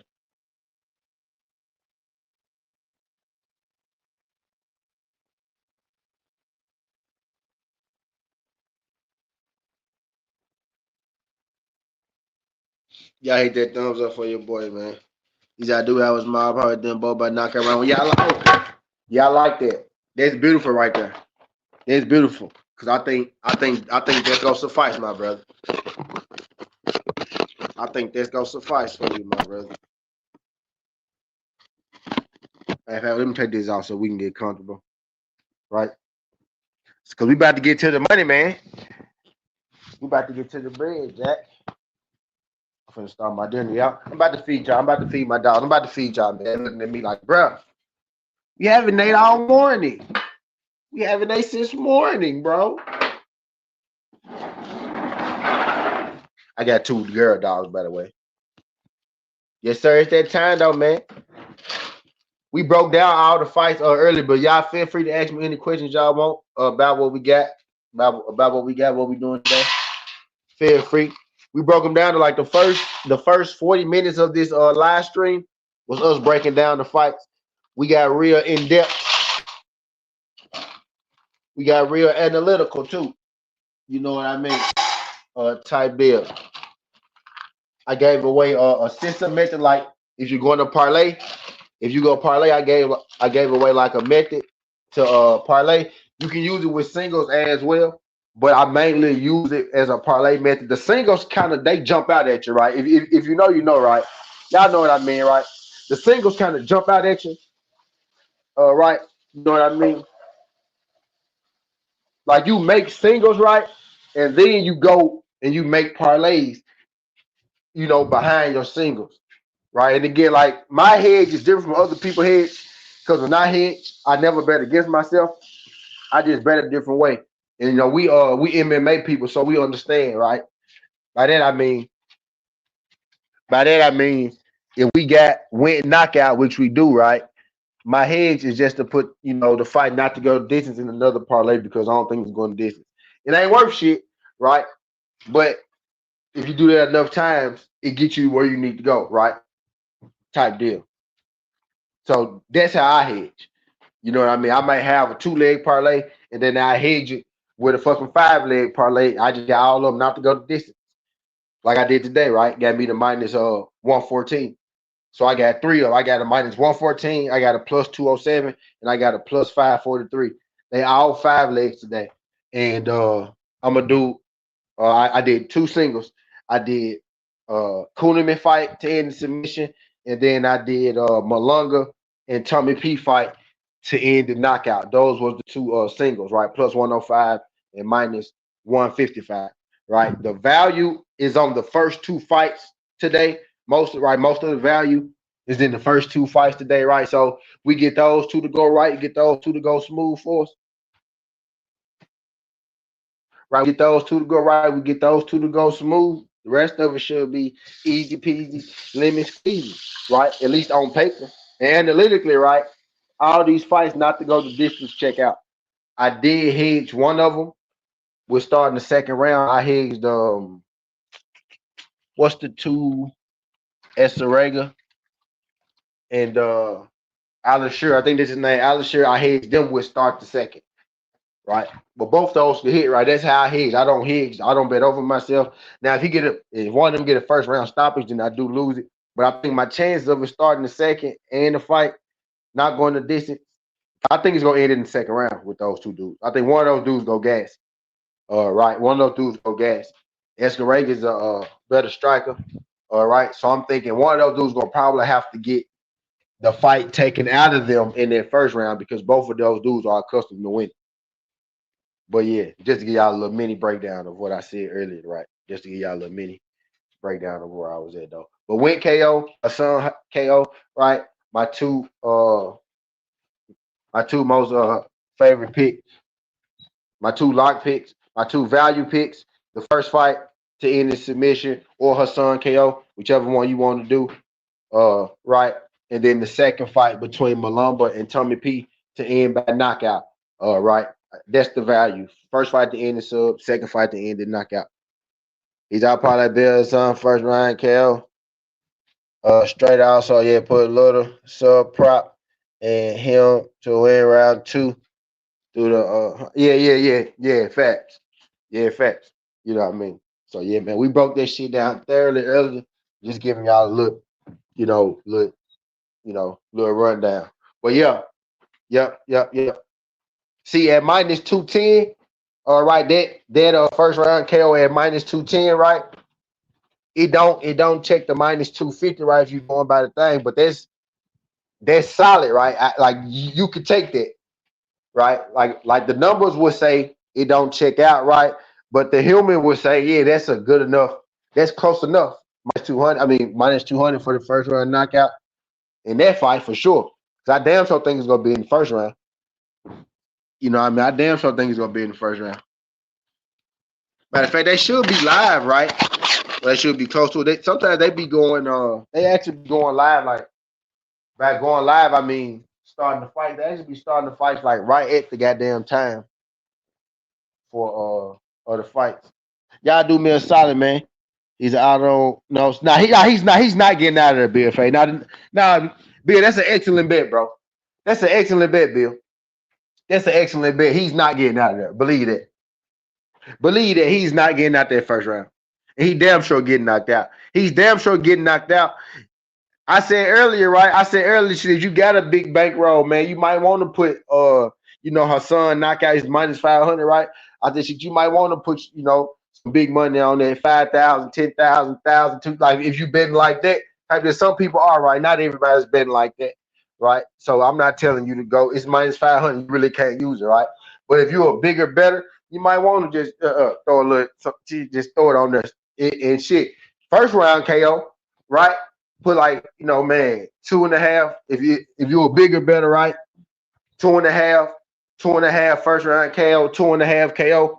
Nice little profit. You know what I mean? In that nice little profit in the first fight if you're a bigger better. All right. But if let's say you betting 20 or you betting 10, like on the single, some shit like that. Take the first round KO and build to the next fight. Cause sometimes I do that too. I come to this bitch with 2 units, right? And I'll be like, all right, boom, I'm gonna do a single. I bet goddamn a quarter unit on the first fight, it'll hit. I win myself, you know what I mean? Now I got, 0.75 units type shit, right? So now I'm betting the 0.75, right? You building up on the jumps with the single. But of course, I parlay them too because I'm a degenerate. But we degenerates over here, so we make at minimum we making 3 bets. You know what I mean? 3 bets, couple singles, right, and about 4 parlays, right? A few singles and like 4 parlays, about 3 parlays and like 3 singles. So rich 3 parlays, 3 singles, bare minimum, right over here. That's how we do it. And I'm not betting when I see my spots, I bet huge, right? But I'm not betting no more than the unit, 2 units, 3 units. Like when I find my spots though, my hedges, or if I get a good alternate line going or something like that on one of them sports, right? I bet a little more. But I'm after I lose a certain amount for a day, I got a cutoff. I got a certain cutoff too. If I lose a certain amount, I'm done for the day. You know what I mean? Type deal. But yeah, I digress. If I lose my 2 units, I'm not going to get a 3rd unit, right? If I start with 2 units bid, which I normally do, right? If I start with 2 units bid, I'm not going to get a 3rd unit if I lose, right? If I lose them 2 units, I'm done for that day. I'm not going past my cutoff, right? That's the discipline when it comes, to bid type deal. He's right now working on getting better at finding my really confident plays and focusing most of my for real, really though, bro. Like sometimes, like I'm doing the video later, right, where I'm gonna explain the method, right? I'm doing a video later where I'm gonna explain the method and the ideology of it, right? But that's really what it is, bro. Like we get greedy. We know what's going to hit.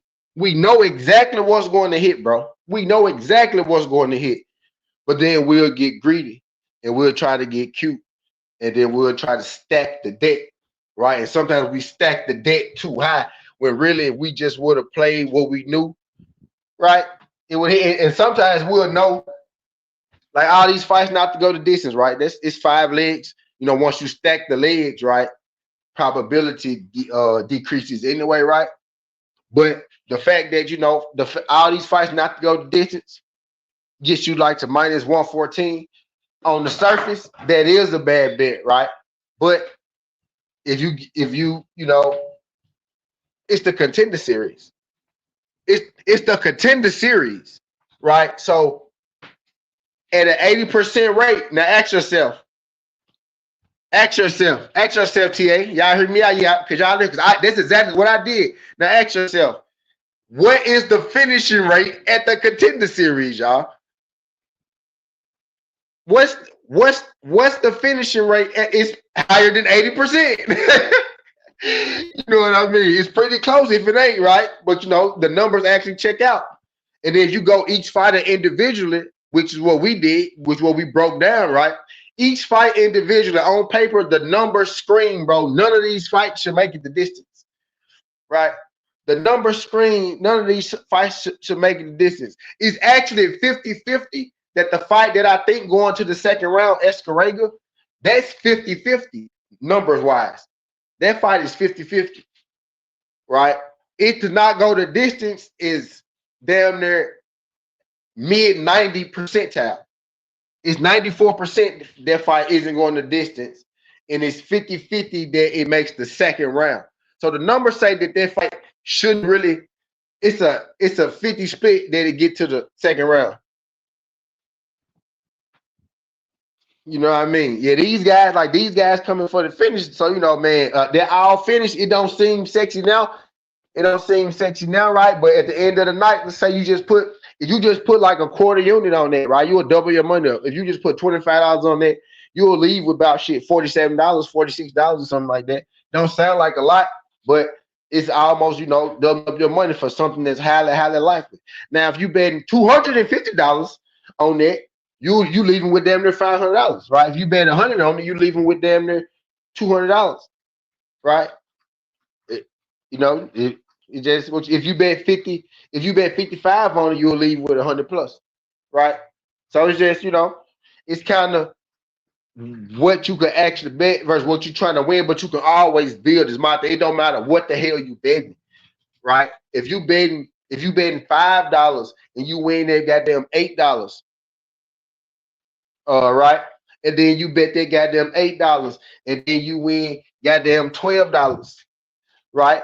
And you 3 fights in. And now you ain't even got to bet the whole 12 no more, right? Because you can build up. Now you bet the 8 again, right? And now you win, like you done turned the 8 into another goddamn 12, right? So now you got the 4 that you had. Now you got the other 12. Now you got you an extra, you know, goddamn 10. And now you got like goddamn 10 to bet, like 12 to bet, right?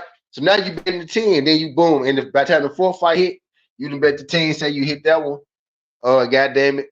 Now you done made yourself 50 bones in 4 fights, right? You done built your goddamn $5 up in 4 fights. I done done this shit before. I done came here and bet $20 on the first fight and hit, because I always start betting the first fight small when I do a single.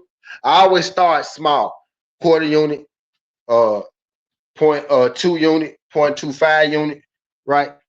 I always start small. So if I double up my profit early, I'm feeling good now because now I'm playing with house money, right? So now I got a free bet in a sense. But yeah, but with this fight, I'm actually not gonna start small because fucking Kuhneman submission is plus 270, right? So I'm gonna play this. I got this joint to end this submission, and I'm gonna play Kuhneman submission by itself too, right? So I got it not to go to distance in the parlay. I got it to end the submission in the parlay, and I'm gonna play Kuhneman submission in the single. You see what I mean? And if he fuck around, come here and get the submission, which 70% of his wins are by submission, right? If he come out here and he get this win, this dude been submitted 3 out of his 4 losses. One of them was in the grappling match in which he got submitted. He lost 4 times, 3 times he got submitted.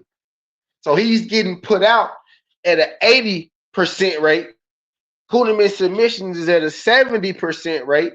Now, the human side, what the numbers can't factor is that Kuhlman's competition has been ass. Can't factor that, right? Can't factor that. We can factor that as human, but what I'm betting on is the fact that he has a pathway to victory. He has wrestling. He has elite wrestling in this contender series, right? The regional scene. He has elite submissions, and I'm banking on him because he has a clear pathway to victory. I don't think that Rappaport, I think his name is going to really be able to submit him. Now, what can happen is if Kuhlman, can't take him down or can't finish him. We never seen Kuhlman go to the second round, by the way. I think he's been to the second round once. I think he's been to the second round once, but we haven't seen him go past the second round at all. He barely goes to the second round, so it could be a gas tank thing there, right? So that's the thing with Kuhlman, right? But I'm thinking he'd be able to come out there and kind of be dominant in what he does and submit him, right? So I'm most definitely playing that submission on the money line. I don't think it's going to distance at all, though. The one that I'm least confident in, right, is y'all know the Escarega fight, right? Because I think that could be the wild card fight. That feels like the parlay buster of the card, right? I told you I feel like we got two locks, we got two value plays, and we got a parlay buster, right? The two locks are the two KOs, Mint and Hassan. I feel like the two value plays, is the first fight to end in sub and the second fight to end in knockout. That's plus 105. That's plus 105 for the submission, and there's minus 155 for the knockout. All right. So like those the value. And the parlay buster most definitely is the Alashea and the goddamn Escarega fight. That's how I'm feeling. But I came down to the fact that fuck it, I'm gonna just play the numbers. I strictly played the numbers on that fight, not to go the distance, and it's minus 310, right? So it's not not at a bad number. On top of me having it not to go the distance, and me having it to start the second, right? Do you think I can get away with playing any of the fights to start the third, or just stick to fight doesn't go to? If you was gonna play one to start the third, maybe it's Escarega and Alashea, bro. Like if I was gonna play one to start it, it's probably that one. I actually think that one make CJ Abrams home run. I actually think that one might go the distance.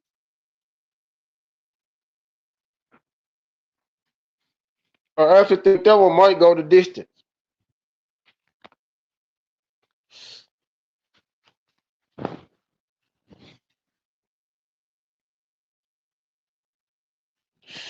It's a chance that one could. I think if anyone was going the distance, it would be that one.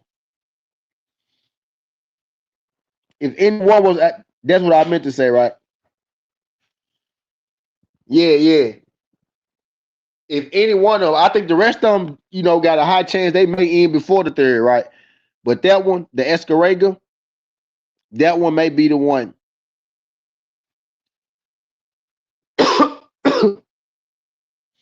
That one may be the one if one of them wasn't, if one of them was going to go to distance.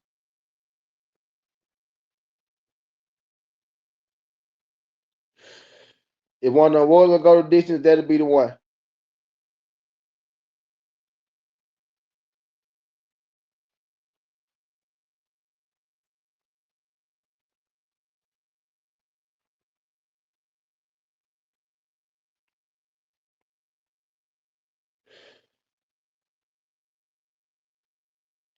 Because I got them, that's the one I got to start the second round. I got them to start the second round. I got that one to start the second. That's the one that I got to start. Oh shit! Oh shit! Let me get the fights on. What time is it? I'm tripping. We tripping. I got my Paramount up here yet. They got it in my side. We tripping. Hold on, it's fight time.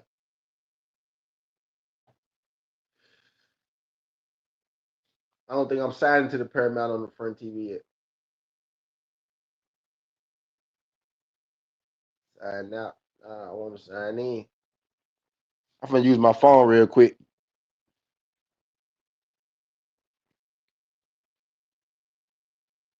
Fuck it, we going to the back.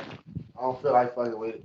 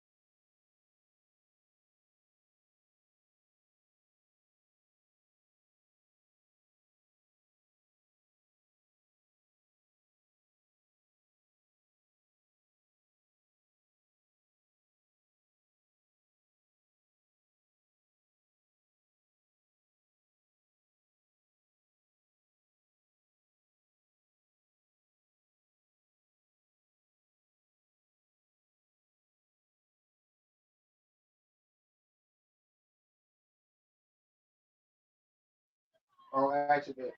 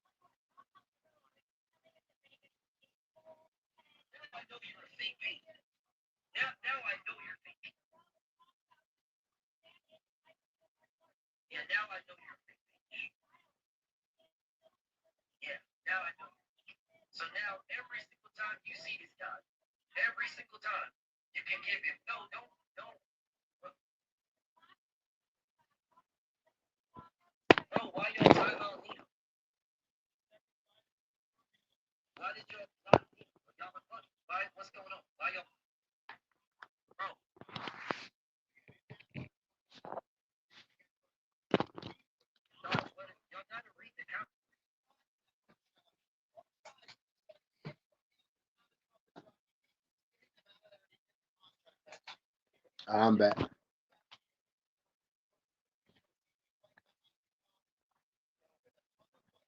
BSP if they block.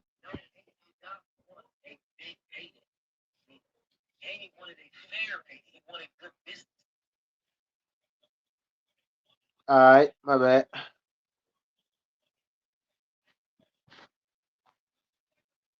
Say yo, what did you play? Alive? What did you play? What did you play, my brother? I can give you some plus money right now. Let's go hit. It's a lay.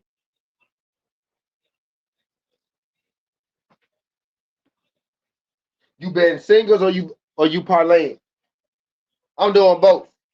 But you betting singles or you parlay? I'm trying to see what exactly did you play. That's all I want to know. I'm excited, dog.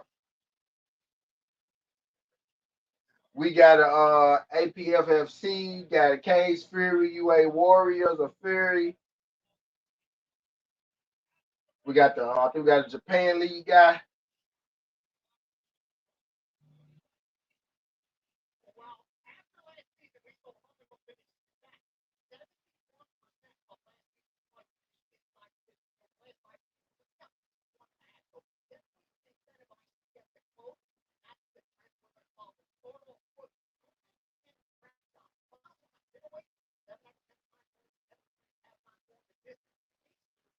Okay, that's what I like to hear. Under 1.5. I like that. Minus 200. It look chalky, but I like that. Kuhneman sub. Oh, he got a parlay. Under 1.5. He got Tommy P. And then he got Hassan to win first round knockout. So Tommy P, his value. I like that under. I like that under 1.5 in that first one. I like his sub, but I like Hassan's sub. If Hassan finish him, the under though, he covered both sides. Cropshot. I don't see Cropshot. What's good, Ray? I don't see Cropshot finishing him. I don't see Cropshot finishing him early. I don't see him getting finished, or I don't see him getting finished early. If I'm being real. Yeah, Chicago, get in there. CJ want to come out here to home run and shit. Tigers on the board. Tigers first 5. All right, we need the Cubs first 5 too. We got the Tigers first 5. We got the Cubs first 5. The Cubs down 2-0. CJ hit a 2-run home run to start it off. They helped my fantasy though. Not my first 5. But remember, our minus 250 and our minus 80 percentile, but the 80 when it didn't cover the 80 percentile, right? So I still didn't follow that rule. Right. We took the 2 plus 1s too. The Tigers plus 1, Cubs plus 1 first 5 as well. Right. Which got us to 140, minus 140. So I played that. So if the Cubs can get one of them back, then I'll cover my first 5. And the Tigers up 1, so they up. So I'm down 1 with the Cubs. I'm up 1. I'm up 2. I'm up 3 technically with the Tigers with the 1.5. I'm up 1. I say I'm up 1. I'm up 1 with the Tigers. I got 1.5 though. So technically I am up 2. I got 1.5 with the Tigers and they up 1-0. So I'm up 2. With the Cubs, I'm down 1 because I got a plus 1.5. And the Cubs just scored. I got a first 5 with the Cubs and a plus 1.5. So now I'm winning the plus 1.5. I'm up a half a point and I'm up 2 points. So them first 5s that we did right here live, we clocking them too, y'all. If y'all been here, so y'all know we played them first 5. So we tracking them too, by the way, right? So that's a live bet, another live bet we played on here too. So we gonna keep track of it. We like to keep track of how successful the streams was and shit like that. That's why betting wise. As far as betting wise, right? Betting tip wise. All right, so what's the first? All right, so what's the first single we doing, man, for this thing, man? Or I'm talking all this shit. What's the first fucking single we doing? Let me shut the fuck up. Oh yeah, submission. Yeah, I'm taking them sub. Kuhneman submission at plus 210. Kuhneman submission at plus 210. So I put a quarter unit on that thing to win $80. Right, that's the first single. I just put a little to it. And I always start small. I put quarter unit to win $80 on that thing, plus 210.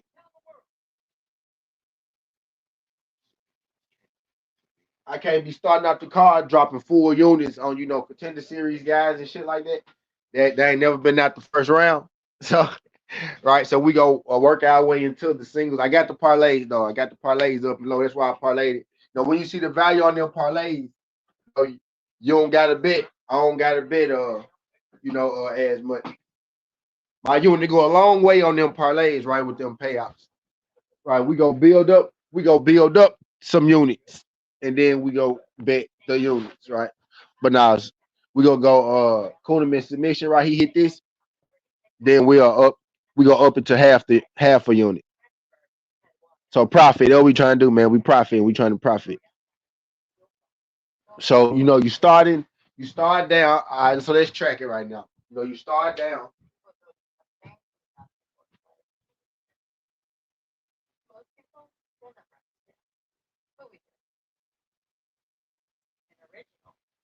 So I'm down.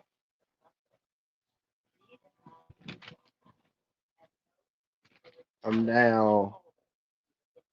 I made 3 bets. I'm minus 100.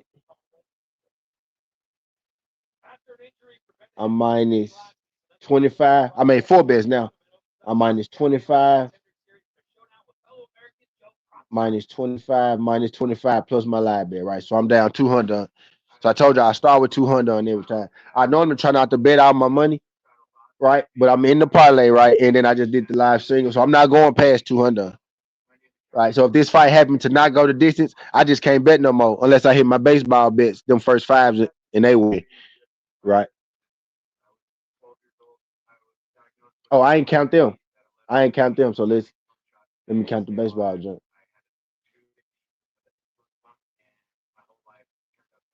I bet 25.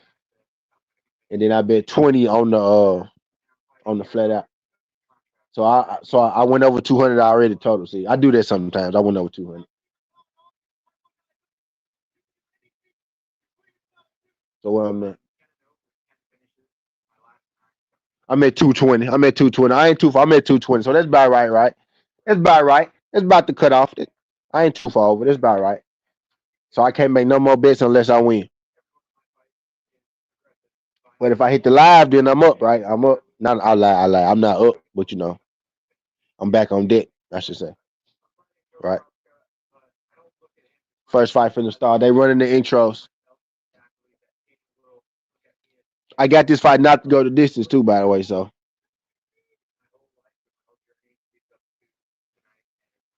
got it to end the sub, Kuhlman submission, fight not to go the distance.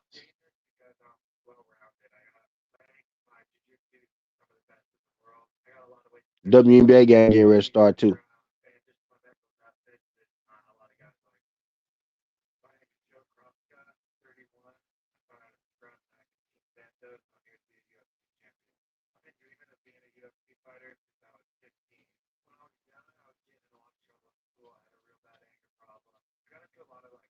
Two fight first. Kuhlman versus Ratchet Shot. Ratchet Shot. Let me see. Kuhlman versus Crow Shot. Crop Shot. Oh, Chase Denier solo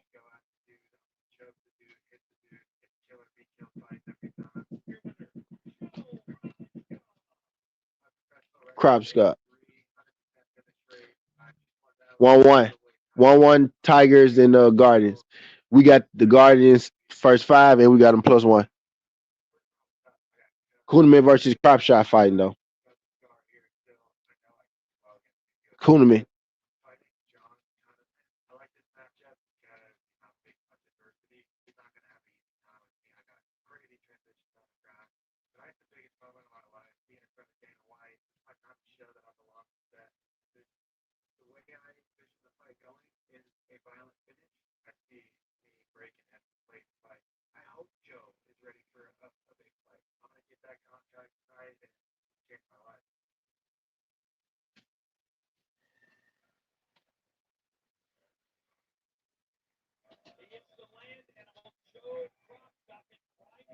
Crop Shot.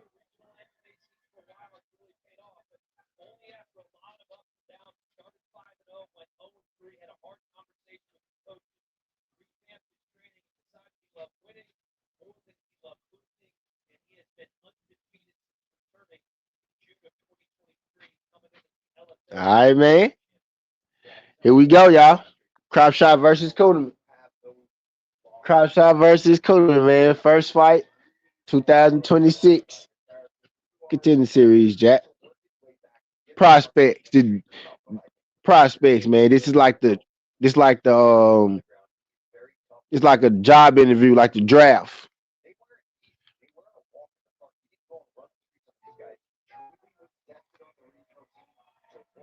It's like the draft. Esther Ruiz home run for the Marlins.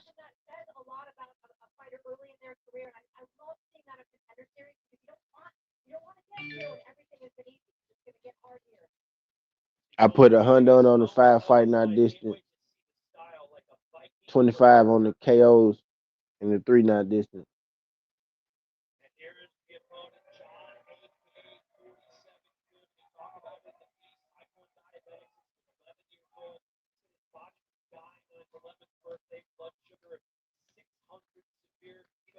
And then I did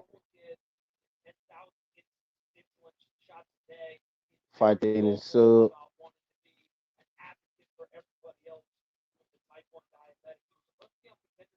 Fight in the KO. Owns that one. Fight in the sub.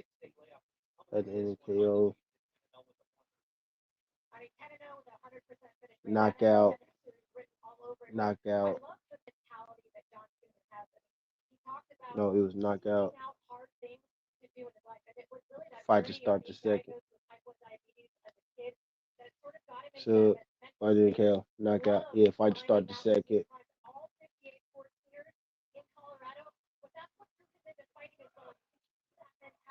And then knockout.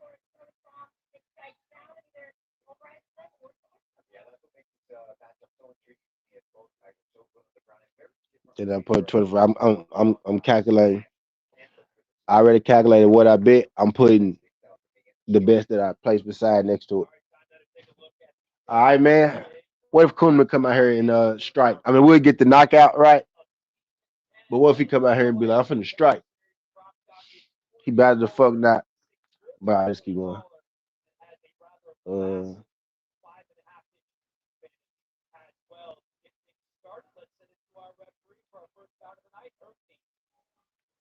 oh, that dub is Kuhlman. I may not have bet 200.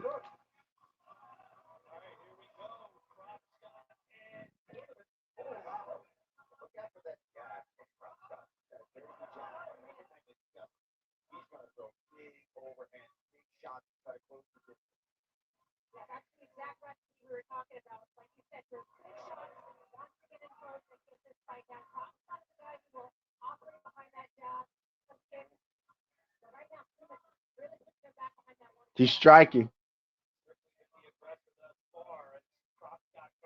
Crowd shot. Throwing the long man shit now.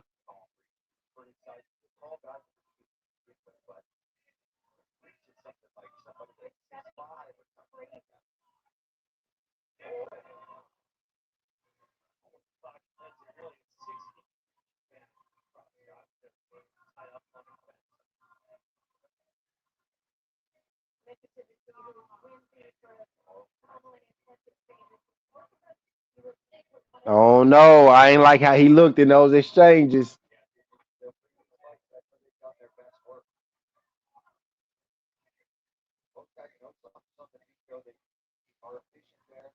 Kind of look like crop shot about to win this shit.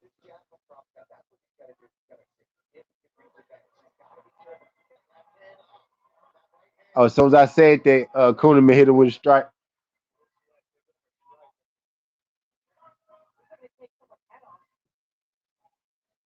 As soon as I said that, Kuhneman hit him with. Kind of look like crop shot.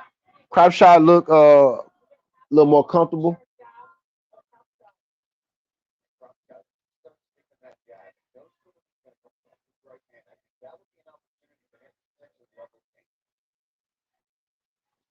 Oh, shot it finna blow that.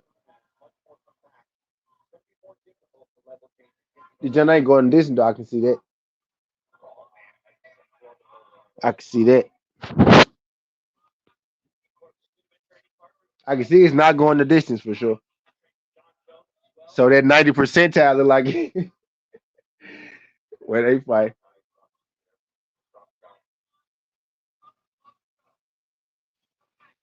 They strike it. Ain't even been no takedown.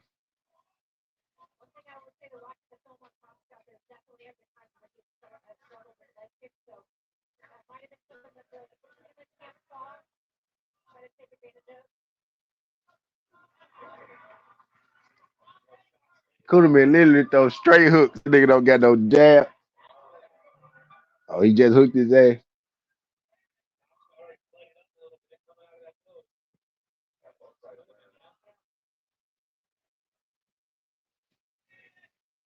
Motherfucking Kuhneman.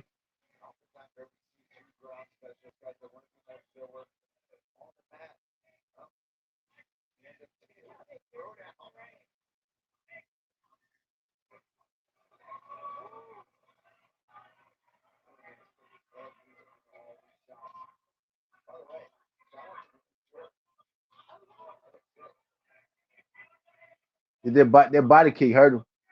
I think if Crouch hit him with a body kick,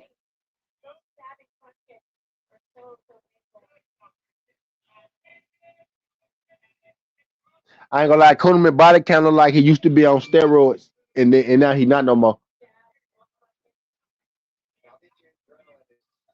He kind of like he used to be on steroids, now he not no more. Oh, I ain't saying that he is. I'm just saying it's kind of what it looked like.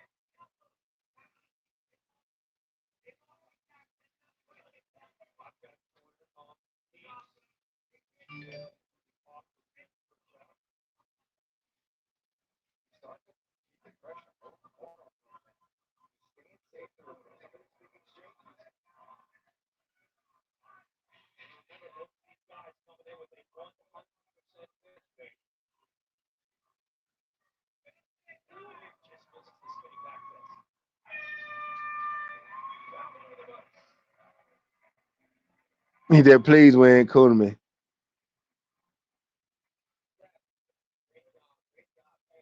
I think Crouchard landed more strikes that round. Don't know if he won it, but I think he landed more strikes that round. I don't know if he won it, but I think he landed more strikes.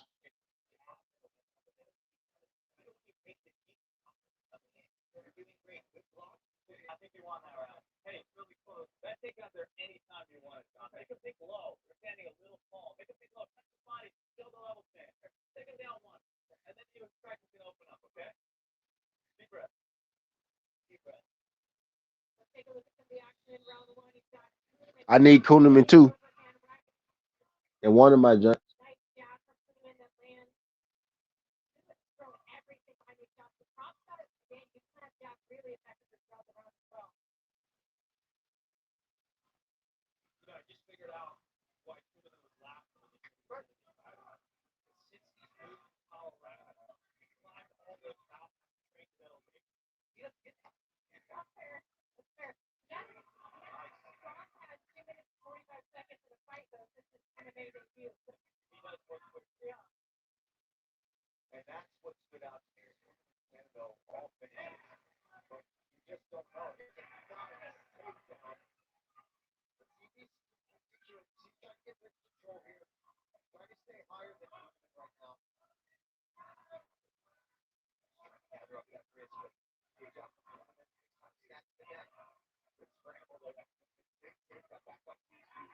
Kuhlman don't want to grapple at all. It don't look like that's crazy. He not even trying to wrestle.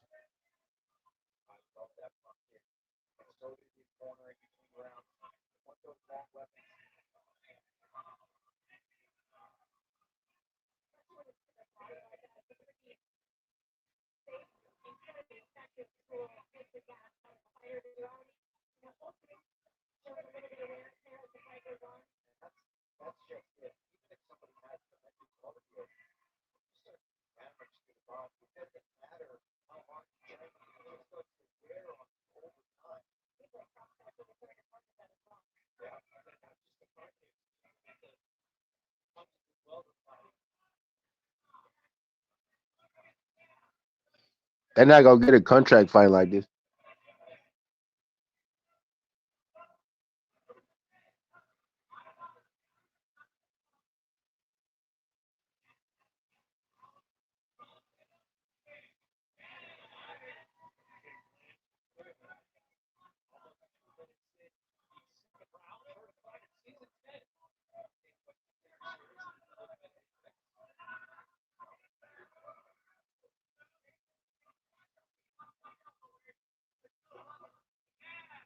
Club shot 50 strikes, Kuhlman 24 strikes.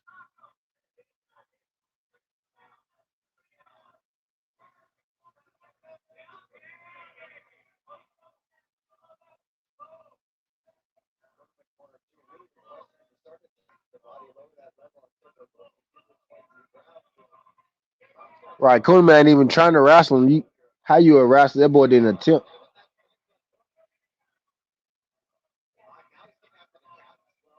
He doing a lot of striking. He didn't even attempt to wrestle.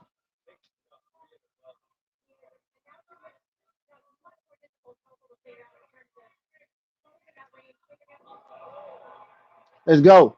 Choke him out.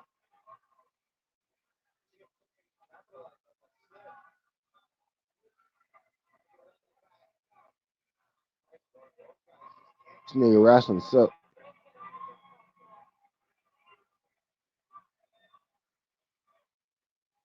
On every piece of footage that I seen on the regional scene, this dude wrestled. This man ain't attempted a takedown yet.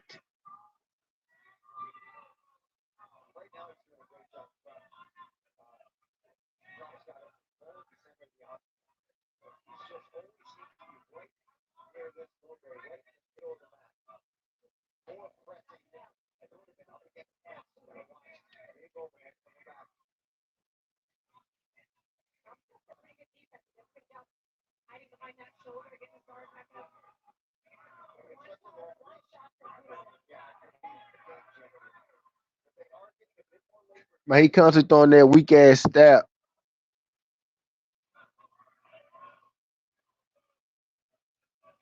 He said, nobody no more. They standing up now. Now they standing up.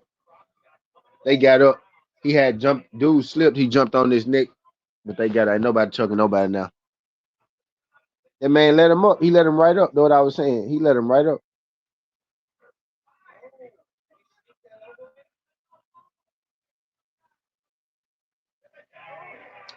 PCA home run. Didn't I tell y'all? PCA home run. PCA home run, bro. Fuck is you talking about, bro? Did not caught? I told y'all, bro. PCA home run, dog. Let's fucking go. Didn't I tell y'all? PCA home run, bro. One of them best cast already, fool. Plus 290. $25 on the plus 290.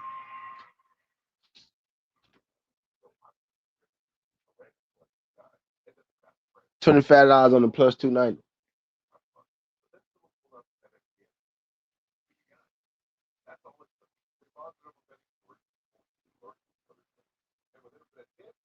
There you go.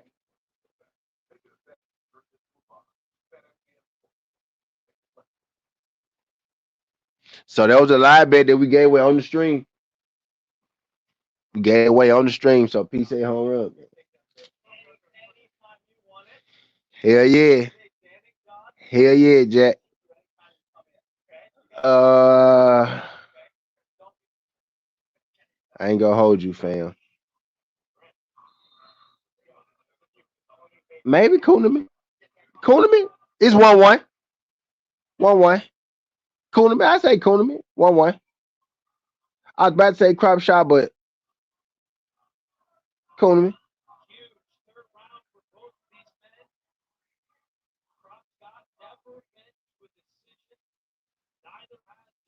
It's probably 1-1.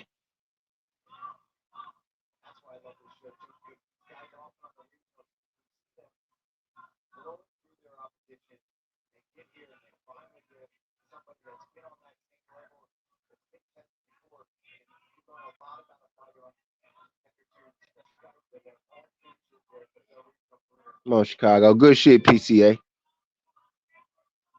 Good shit, PCA. So the money that we bet y'all.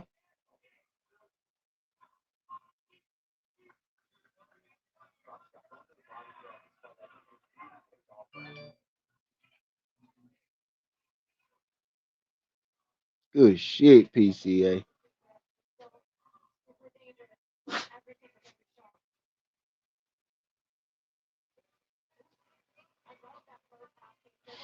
Plus 290, Jack.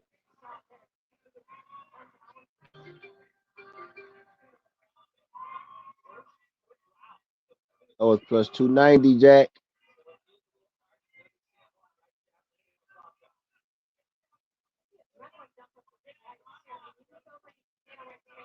So we just got $72 back. I had to see what I got. $72.80 out of that 220 that we bet. Right. So our minus 220, we gonna add $72. We'll throw away the change to the end, right? So we'll just add the $72. So now we at 150, basically, right? 148. 148 in the hole. Let me check the calculator to make sure.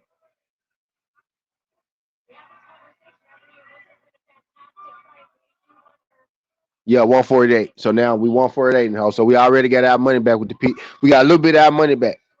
We got about submission.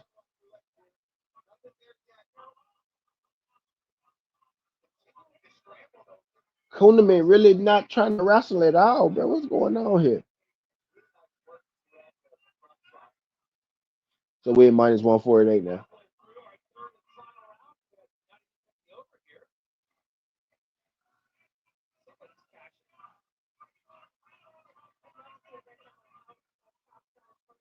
He bet the under.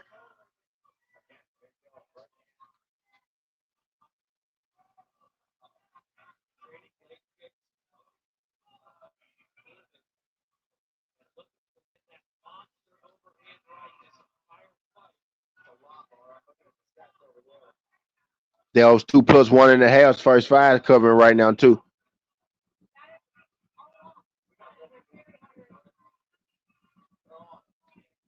Those 2 first fives covering too.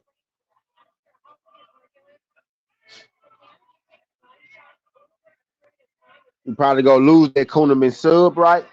But we hit that home run though, so we already won that back, so that ain't gonna matter. So we hit one, and we probably gonna lose one. We probably gonna lose Kuhneman sub, but we hit PCA home run.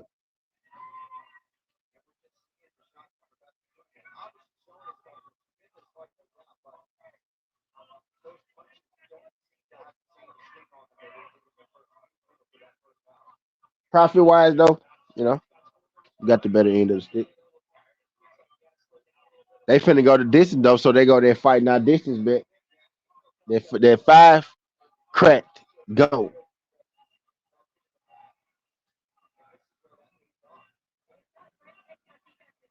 That sub gone.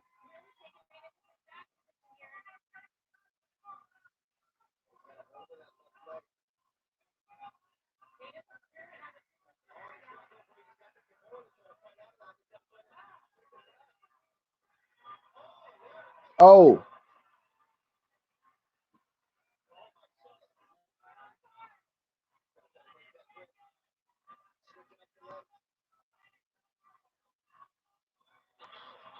tap, tap, tap, tap.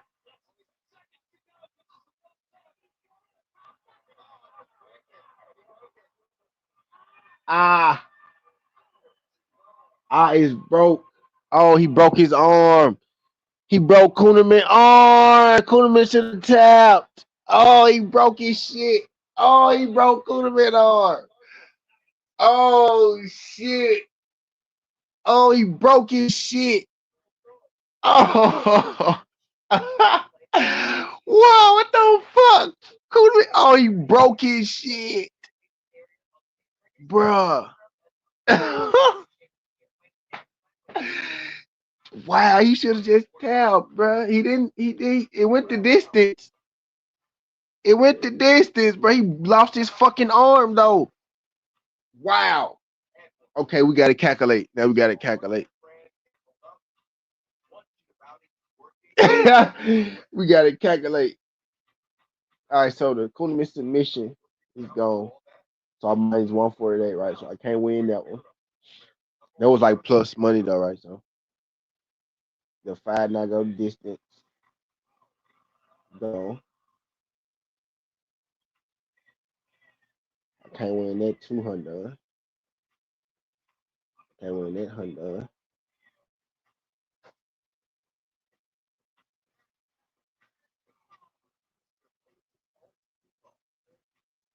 it's sub it's sub gone.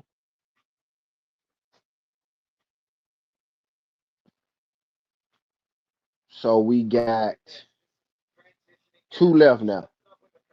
We hit the home run. Got two left now. We got KO. We got the two KOs.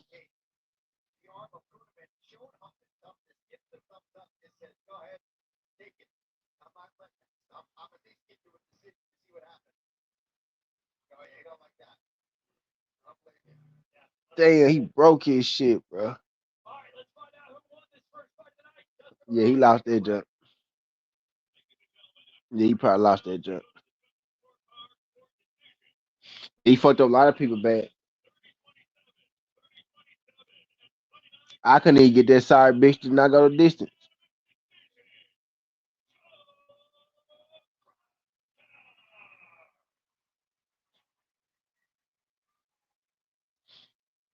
Couldn't even get that sorry. I couldn't even get a finish. He couldn't even tap out right. Hey man, nigga couldn't even tap out right, Scotty.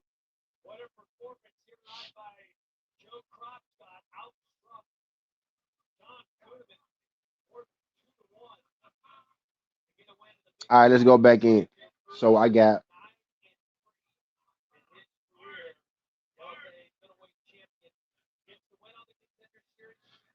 man. That nigga just fucked up one, two. He fucked up the. They fucked up the fight not distance. Right, there's one. He fucked up the sub. There's two. He fucked up the five fight not distance. There's three. He fucked up three parlays. Three out of my one, two, three, four, five, six. Fucked up three out of my six bets. Different ways though. When I fighting that distance twice and him no sub once. But we hit the PCA home run right at plus 290, and we still got the two knockouts. We got the two knockouts left.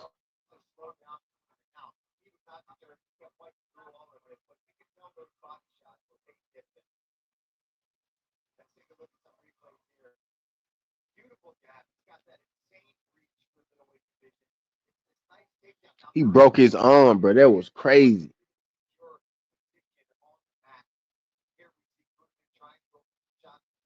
Now don't lock that shit up. Open that shit up. It's all good because y'all can't stop the live bet.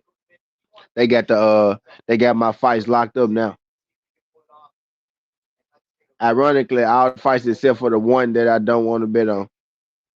Escarega and Alishar. See how that shit work?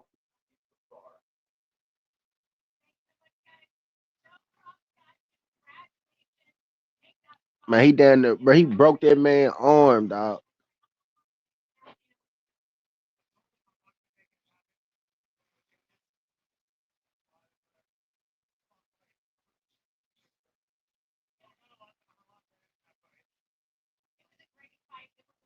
Man, they got everything locked up. Open up, B.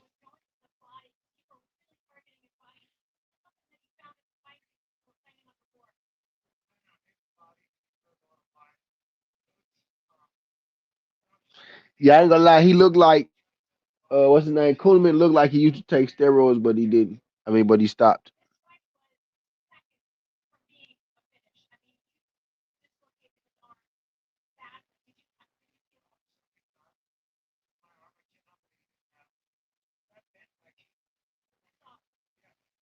She said, "I saw it. Don't show the replay again. Why would y'all show it again? They sick on Paramount. Sick."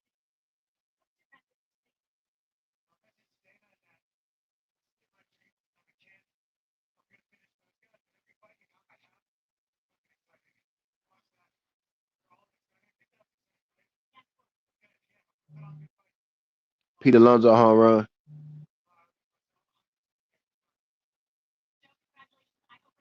Why are my bets locked? Open my fights up. All these fights are not about to start. Fan dude trying to censor me, man.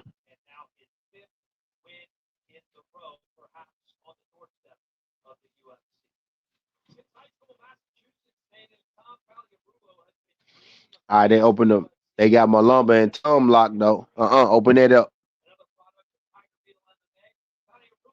There you go. It's open now. Everything open now. So let's go. Sun KO. Wint KO off the WAP, right? Sun KO, Wint KO. That's minus 178. Let's go. Malunga and Tommy P. Pajarudo to end in knockout. That's plus 157. And the fight that I'm a little worried about, we was on that fight to start the second. And I'm gonna stay there. I'm gonna stay with that fight to start the second. They get us to plus 300. It ain't bad. They get us to plus 300 right there, y'all. That 4 leg. That ain't bad, Jack.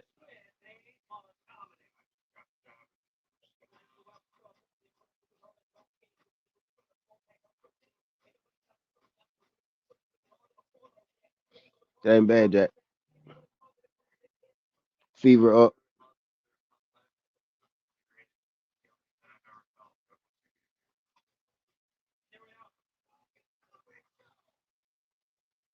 I'm finna drop this one in the chat.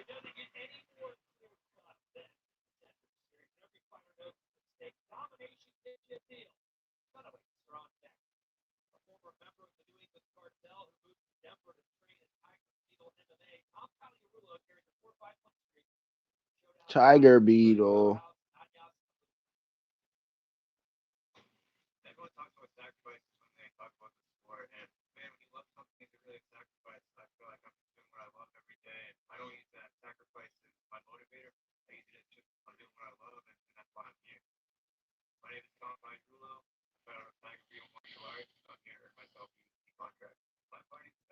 Tom Pajarulio.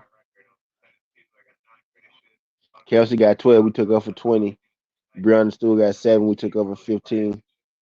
Kalen Clark got 5. We took up for 15.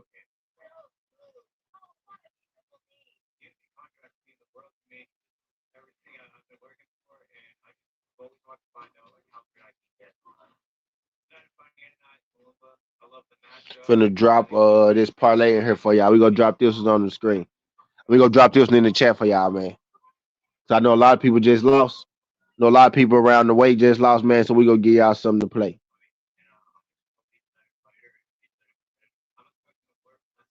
I know a lot of people around the way just lost, man. So we gonna give y'all something to play.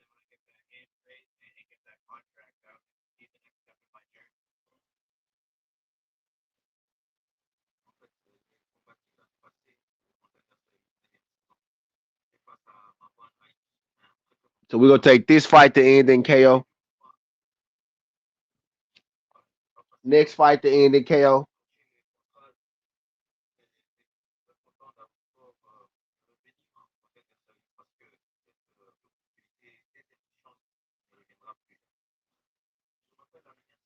You could single this fight minus 155, right? Fight to end in KO minus 155. We gonna take Hassan knockout is minus 500, but we parlaying it. We gonna take Wint knockout, right? Minus 500, but it's minus 330. I mean, but we parlaying. That's 157. And I'm debating whether I'm gonna stick this Alisar Escaraga second round in here or the fight not to go the distance.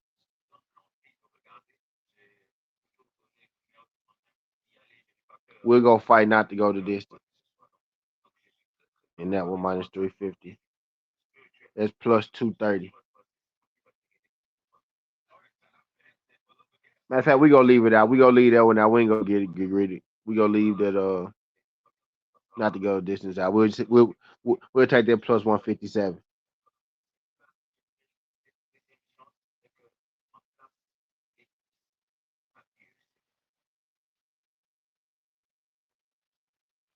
We'll take that plus 157.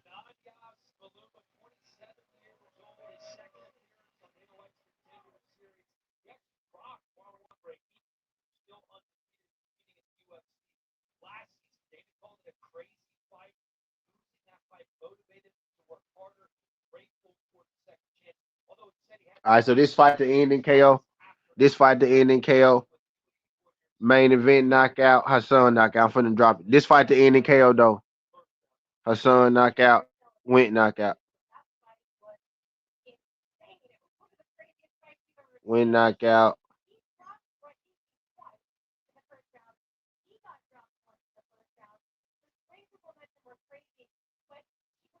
Hassan knockout.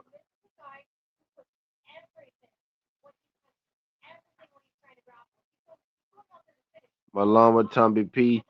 Fight not this.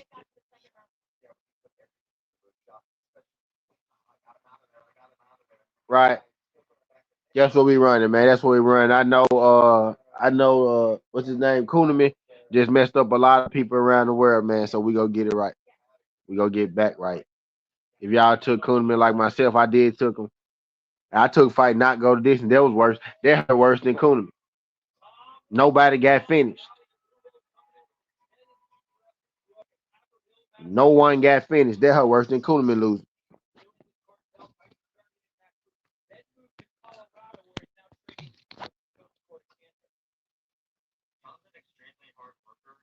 So we got this fight to end in KO.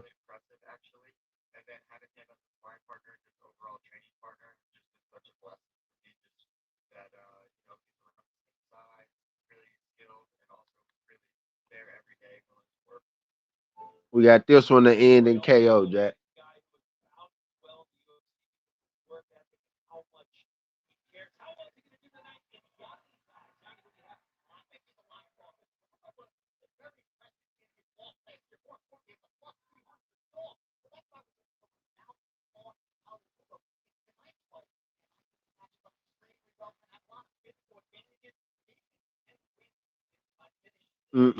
He leaning forward. He leaning rocking back and forth, just like I was saying before on this one.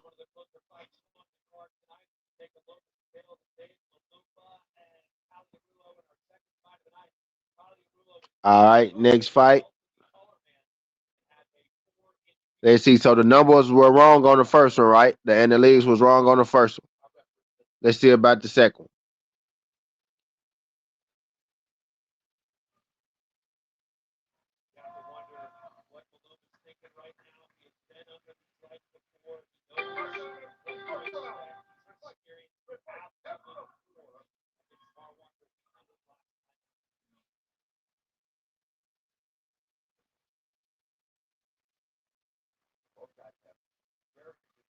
So we did fight to end the knockout on the single.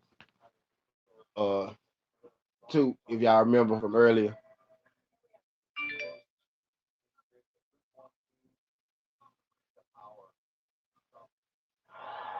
Oh, he dropped my number. Oh, he dropped Paginelli. It was traded drops real quick. They traded drops real quick.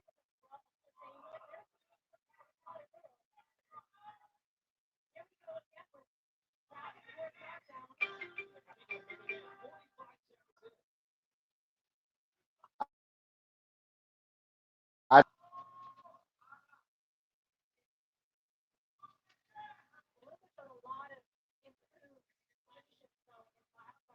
I take my fucking closed captions off.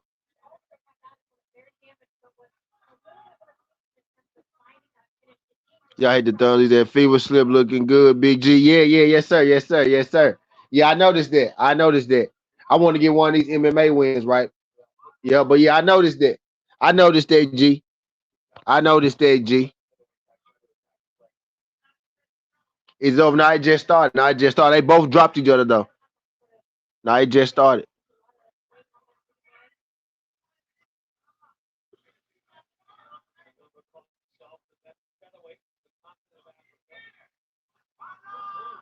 Oh, he hurt him. Malumba. Y'all know Malumba was a pick flip for me. Fight to end the knockout. Knock him out. I know Malumba was a pick flip for me, right? So, oh, Tommy P. It ain't no with though. Malumba running for. He might get knocked out. It ain't no with Tommy P still swinging. Tommy P still might knock him out. It ain't no with. While I'm talking shit about my pick flip. Let me shut up about my pick flip real quick. Oh, good head moving. I think Tommy P back now. His legs back. Oh shit! Inside leg kick by Malumba. Damn near spent Tommy P. Ass. Oh, right hook by Malumba. They both getting hit though. Malumba ain't scared to take a shot to give one. I tell you that much.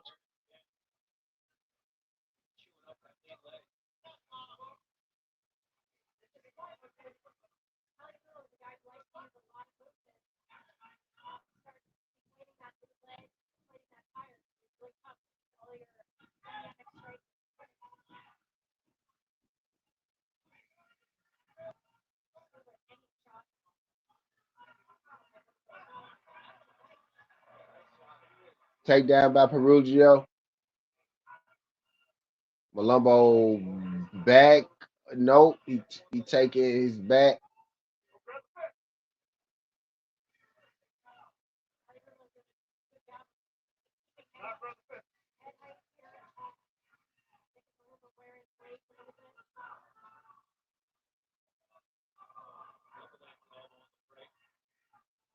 They back on their feet now. They back on their feet now.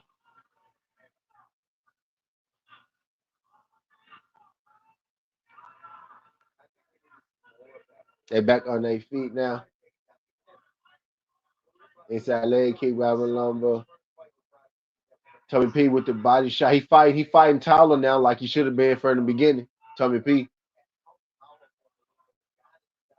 It's a long ass first round, I tell you that. Leg kick by Malumba. Another leg kick by Malumba. It's a long ass first round, it feel like. And it feel like it's long first round because they both these dudes feel dangerous. Tommy P with another takedown, no road transition. Yep, takedown. Tommy P with the takedown. Malumbo got a head scramble. He back on their feet. Malumbo, they back on their feet.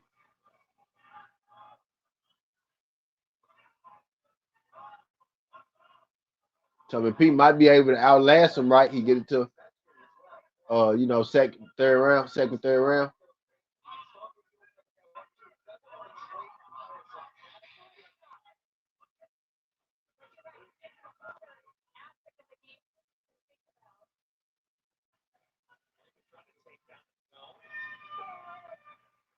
Malumba tried to take down at the end of the round.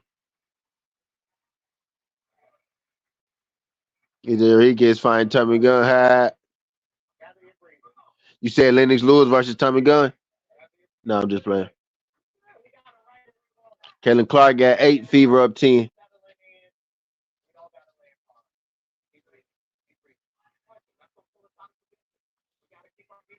He's that crazy fight. I missed the 2 knockdowns, bro. They happen so fast, bro. They gonna show it on the replay. Bro, they happen so fast.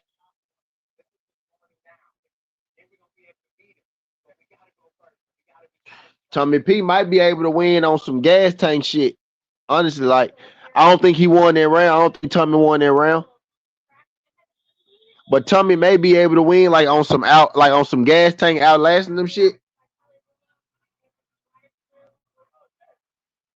Right. Malumbo looked like he may be sucking wind a little bit, but I do think Malumbo won that first round. I think Malumbo won the first round, but Tommy P looked like he may be a little fresher, maybe a little, little fresher fighter.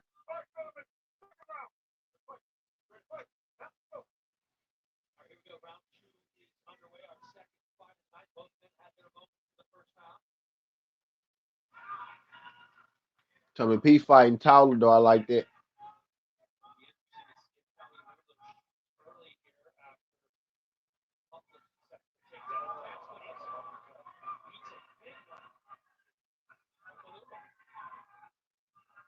They had an exchange. Both fighters landed in the exchange. Tommy P threw that knee, but he missed it. Inside leg kick by Malumba. Right hook by Malumba. Straight by Tommy P. Pallarugio. When I say Tommy P, I'm talking about Tommy Pallarugio. Tommy P with the jab. Tommy P with the leg kick.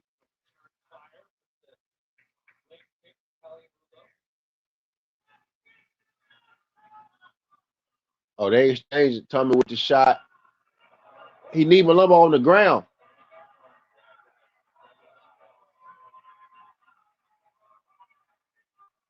He need Malumba on the ground.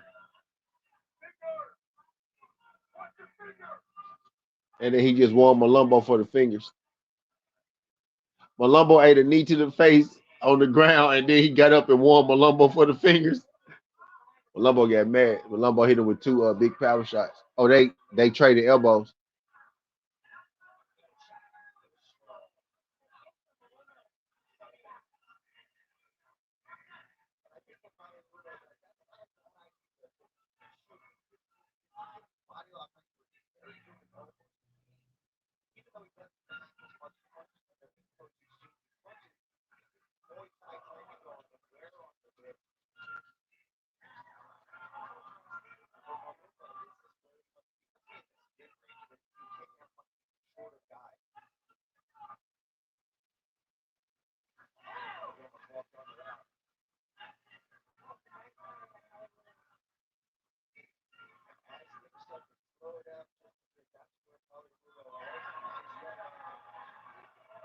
Rujo Cotton with it right straight. He hurt Malumbo.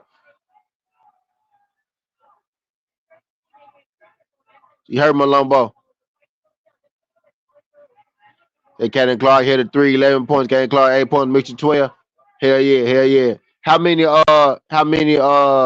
Sabrina Stewart got? I ain't looking at my slip right now. How many Sabrina Stewart got?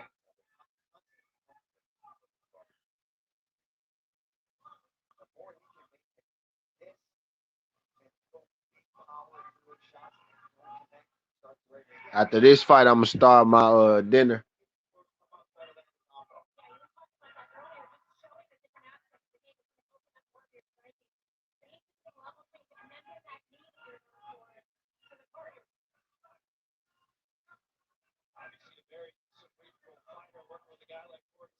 I didn't expect this fight to get to the third round. I tell you that. Sabrina got 9. Okay, yeah, I can get jiggy with that. I can get jiggy with that.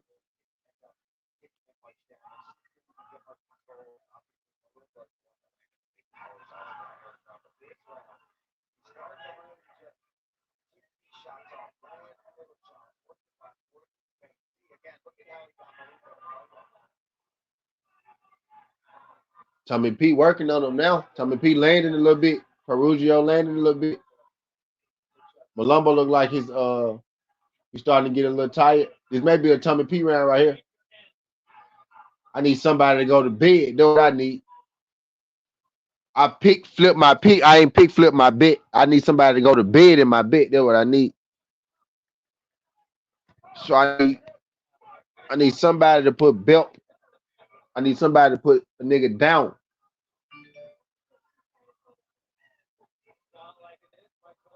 Call Malumbo with an elbow. Call Malumbo with a straight.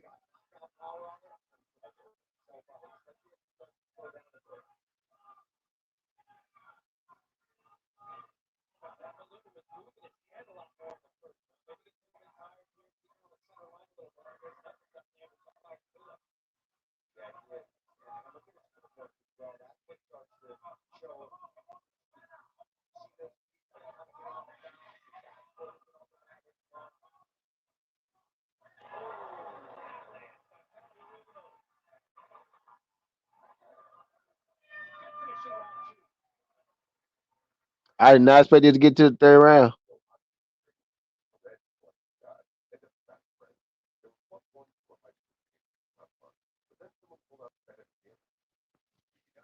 Yeah, Beef Stew got 9. I saw. Yeah, Beef Stew got 9. If both these fights start to cut off and go the distance, that'd be wild.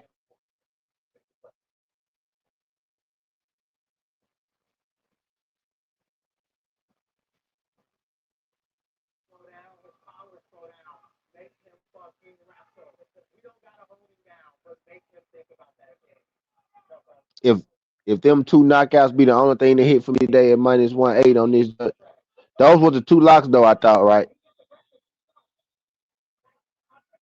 PCA home run is softened the blow though, but I need that to hit. If that hit, that'll give me only with a unit loss. Let me check them first fives.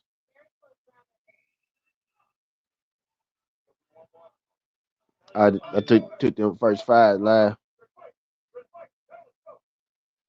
not live, but on the live stream.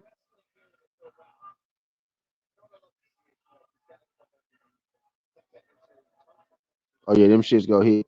Tigers will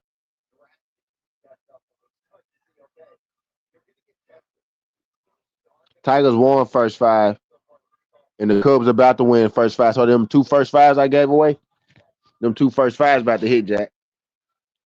Fuck yeah. So I gave away 3 baseball plays, y'all. 2 first five in the home run. They both probably, it's the bottom of the fourth, right? So one of the home run hit, the first one of the first fives hit. So we waiting for the second first five hit. So I'll be perfect for baseball so far. Take down Tommy Pedrugio.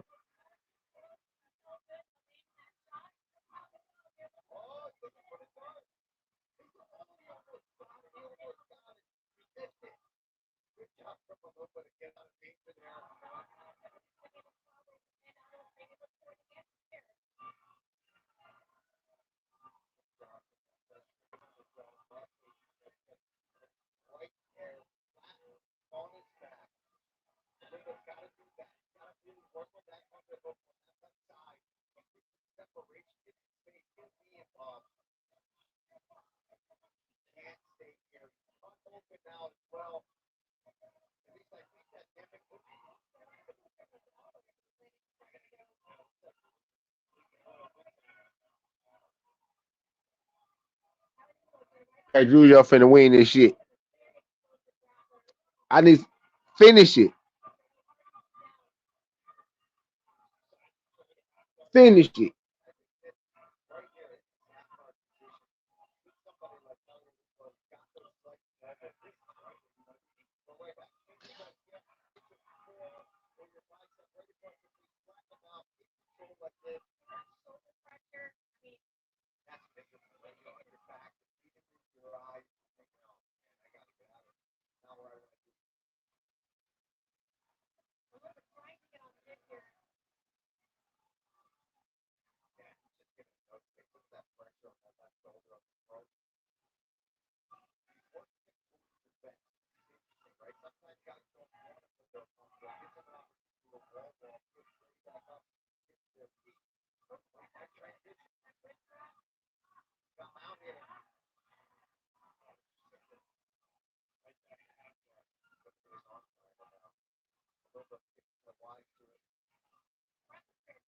Another fight finna go the distance.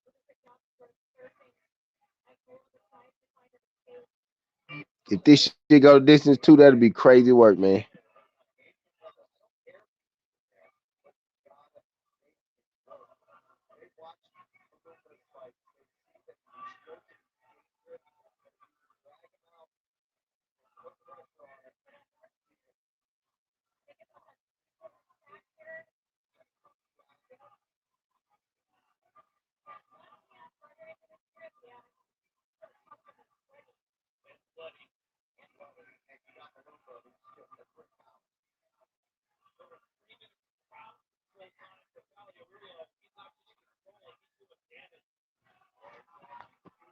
Fucking them up. Fucking them up. Yep, Pedrugio won. And ain't nobody get stopped.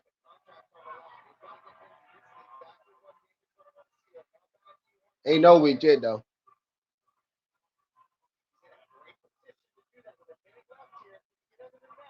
Punch, yeah, punch. Punch. Punch.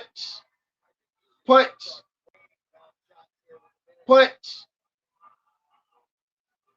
Punch. Yeah, no. Punch. Yeah, there you go. Punch. Punch. Stop it, ref. Stop it, ref. Let's go. Let's go. Let's go. Let's go. Fight to end and knockout. Let's fucking go.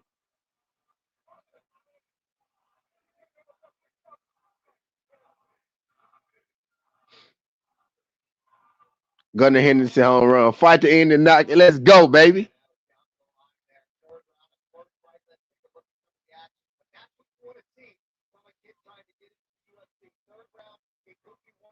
Let's go.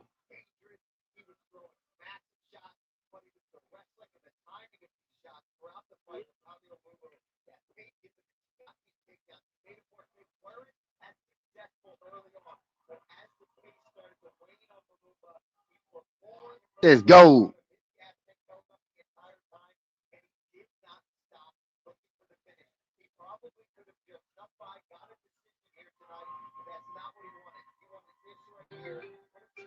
Let's go, man.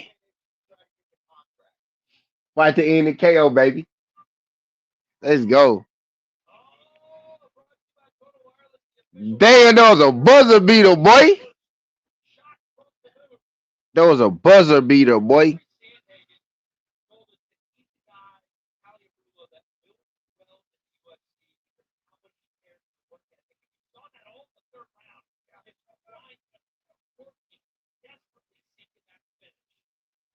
That was a buzzer beater, boy. Yep, Fever standing on business. Caden Clark at 14. Man, Beef Stew, they got to play a little bit so Beef Stew can get her 15. Pasrulio won. So my original video, if you took Pasrulio with my first thought, Sunday, Monday, you hit if you took Malumbo with my second thought today, but the fight was to not go this right. That was the lock. The type of he gave his back, gave the back up too easy.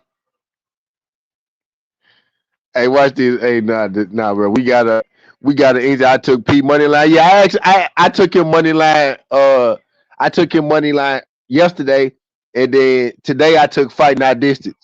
But I did have him as my underdog pick at first, but I pick flip. I didn't change my bet. I just changed my pick right. But yeah, I was back and forth on them. I ain't like the way that he stuck his face out there.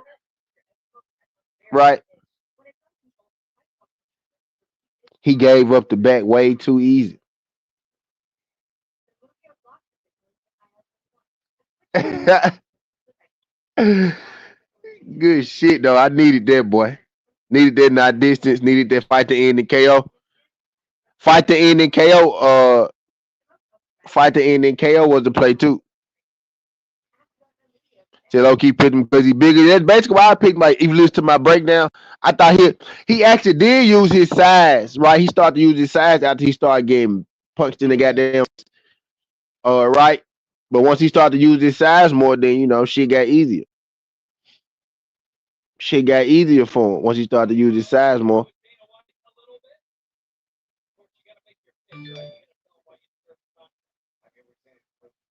Right. So the next fight was so I need the next fight. I need Hassan knockout in the next fight. I think he next, right? He Hassan knockout in the next fight.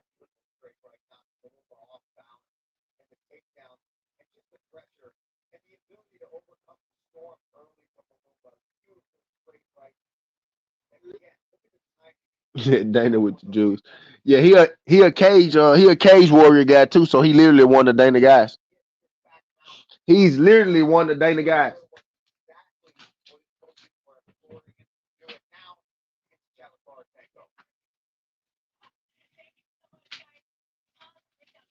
Needed that, boy. That nigga was choking and punching. He was gonna end that fight some kind of way.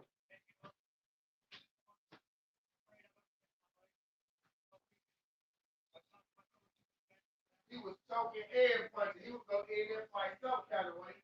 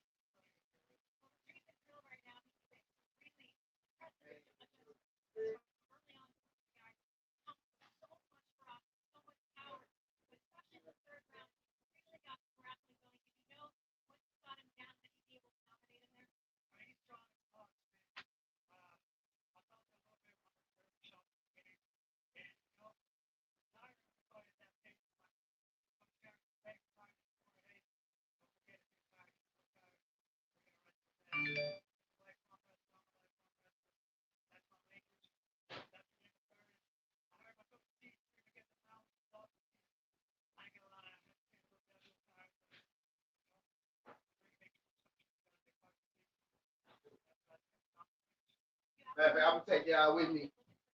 I'm gonna take y'all with me to the kitchen. Take y'all with me to the kitchen, man. So y'all don't be in here just listening to silence. So y'all don't be in this joint just listening to silence while we watch violence. So actually, I ain't mad that he lost because my original video, my original content, I still picked him right. So all them people got it right. That's what's important. But actually, we did get it right because we picked fight not to go the distance. Like we bet fight not to go the distance. We bet fight to end the knockout right. So we got that right just to pick. But if you listen to me earlier in the week, you got it right. I actually did have a bet with him on it, and they didn't let me cash it out. So I did have TWTea already. So it ended up working out for me. I actually forgot about the bet I made originally in the lane. I left Kuhlman out too because Kuhlman was minus 500 when I made my original video. So I didn't even put Kuhlman in my original, like on my video. I didn't even put Kuhlman in there because he was minus 500. Kuhlman only became halfway playable when he got down to like, minus 200, some shit like that.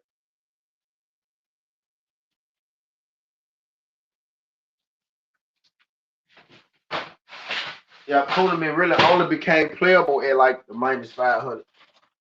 I mean, at the minus 2, something he was today.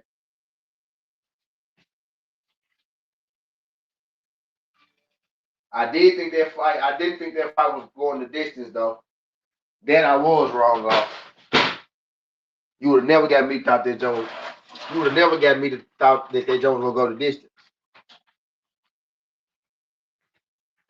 You would have never got me to thought that Jones was going the distance. Y'all let me know when the next fight about to start. We need knockout. Matter of fact, let me go back to her and see. Because y'all ain't going to tell me. I'm supposed to be telling y'all, though. If y'all want to watch some judges, y'all can watch some judges. Y'all just got to let me know. Now, so they still doing promo. This one of the locks right here. This next fight, one of the locks. Her son, KO. I know a lot of people got her son first round. Fever standing on business. Kaylin Clark got 18. Let me check Mitchell and Breonna Stewart. Mitchell got her 20. Breonna Stewart got 13. Ah, yeah, we cook. Man, we fucking cooking. We fucking cooking. Say it with me. Man, I hope y'all be playing my WNBA, dog. I hope y'all be checking them WNBA shorts out, playing my WNBA, boy, because boy, cook it. That 3-leg I made, the three piece.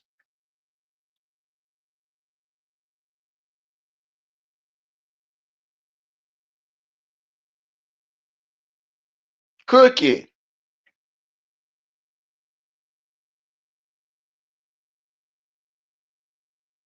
Cooking. And the over. And the over. It's going to be a good Tuesday. It's going to be a good Tuesday. That home run kind of softened the blow of that fight not distance. They could have been real bad if I had played a PCA home run today. If I hadn't played them 2 first fives and then PCA home run, That fight not to go the distance would have really pissed me off. And I gave it away live, so y'all was here for that, so y'all could have played that too. Those two first fives hit, and then we had the PTA home run hit. And then that fat bastard, those trash niggas came out here and missed the damn fight not distance. But y'all need Hassan KO. We need Hassan KO. I'm finna make some tacos real quick. I'm trying to season my shit. This don't need to be the fight I do it on. This fight got a good fight to not, a good chance to not go the distance.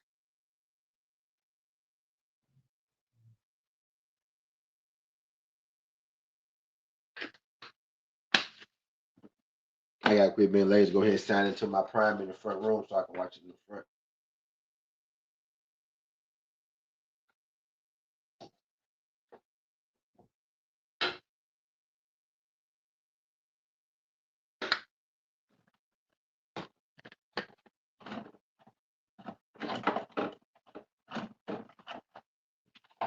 Hey,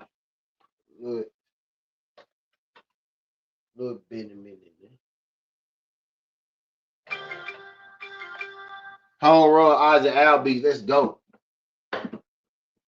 My fantasy team standing on business. Business.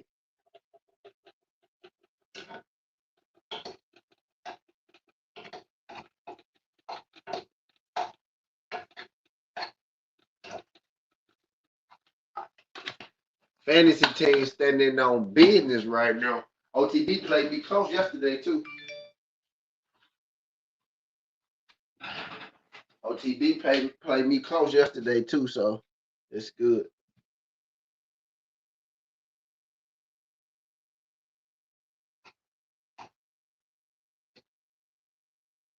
WNBA season, we're in the first round of the playoffs. Speaking of, I need to go check it. My shit.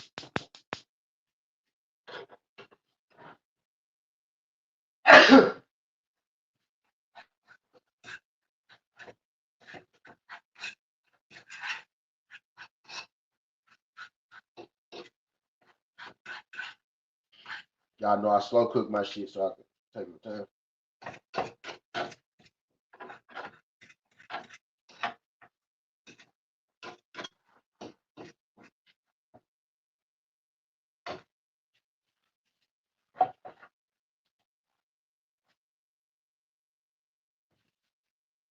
All right.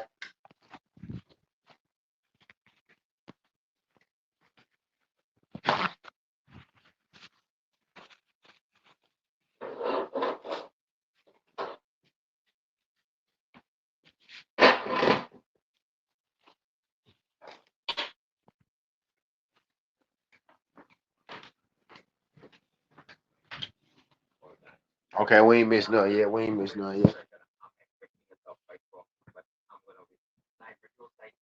We ain't missed nothing yet. Yeah, man, we need Hassan. Yeah, we need Hassan knockout in this one. All right, no.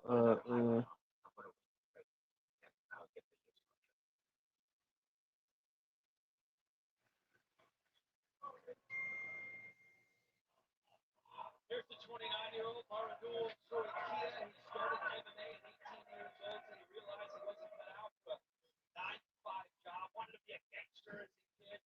Started MMA and then started to fall in love and really impacted after his mom passed away. Left everything, his job, his home, his family, to move to MMA here in Las Vegas and train with Rob Wallace-Willie. He says, for me, it's do or die. I'm here to prove those who didn't believe in me. That move to Vegas to train at Syndicate is absolutely key. It really just shows how he is all in on himself in the sport, like you talked about, Dan. And, you know, he had kind of a tough fight on the road to UFC. Things did not go as planned, but he went back, had another fight on the regional scene, and bounced back in tremendous fashion. A 19-second head kick knockout. Absolutely crazy call. Yeah, what I like about him is when he strikes as if he's walking to the ground, right? All right. don't know why I want to call bro. I don't know why I want to call her son Rahiki so bad. A 100% finish rate, 4 knockouts, 5 submissions, 0 decisions in his 9 fights. 0.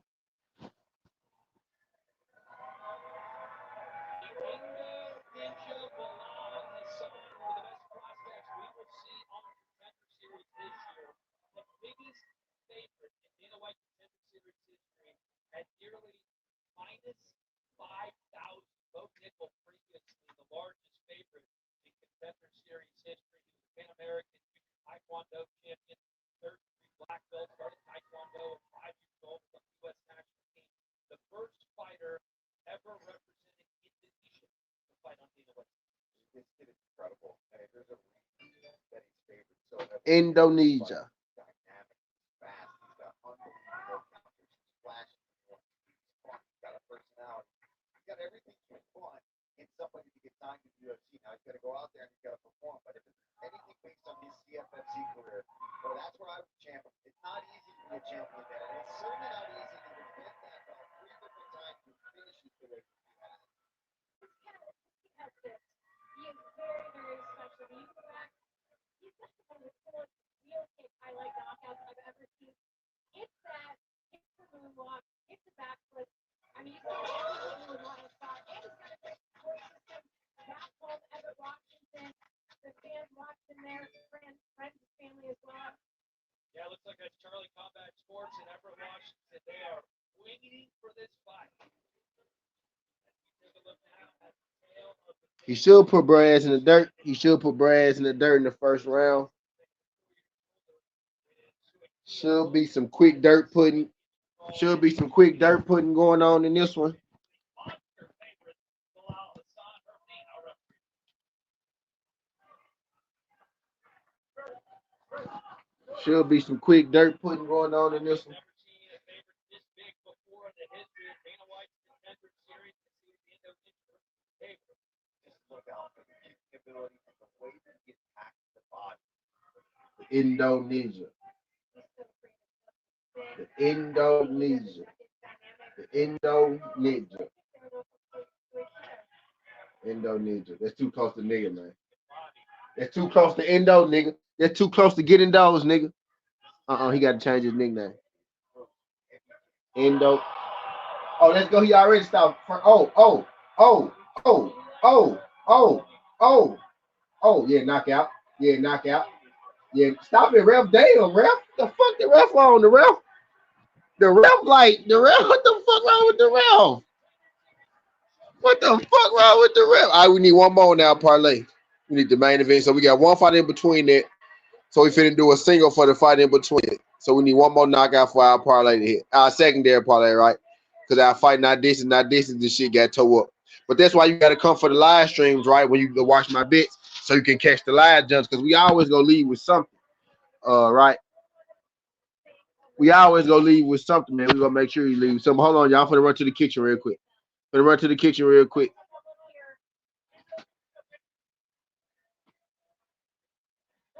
at his finish here. He's pressuring early, taking a few leg kicks, but the naked leg kick from TWTea immediately sees it, and Hassan lands a beautiful right hand and just shuts the door. I mean, watch this. He flips the type of kick, right hand across the jaw, and then from there, he was not going to let up until TWTea was finished. And I'll tell you what, it's not easy to do a moonwalk on campus. Shout out there. I mean, just a lady with a right hand, right up the butt, goes in and just starts absolutely ground and pound. When you're that big of a favorite, that's what is expected of you.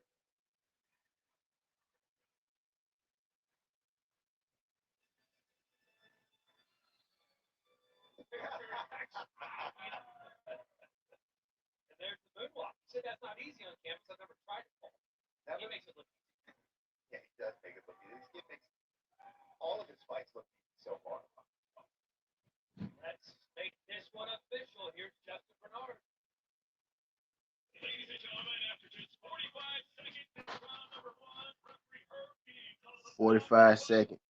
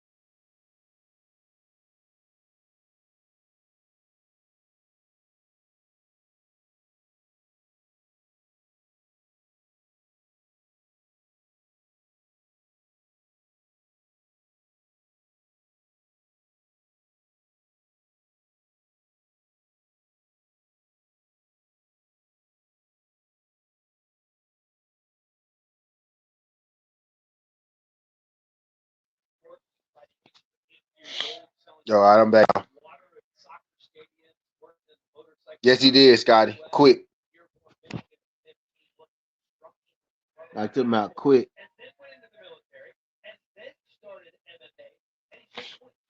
Knocked him out quick. I hit that thumbs up for you, boy. But importantly, he moved to Vegas about 2 months ago and started training here with some of the best fighters in the world. It really speaks to the level to which that he has dedicated himself to continue to improve in this sport. And I tell you what, in terms of his fighting style, this guy's a lot of fun to watch. He is a well-rounded finisher, loves to score on the pressure. He throws bombs on the feet, incredibly powerful. Last time out, it was actually his back that was on the fence, but he managed to frame off and just land an elbow, put that guy down.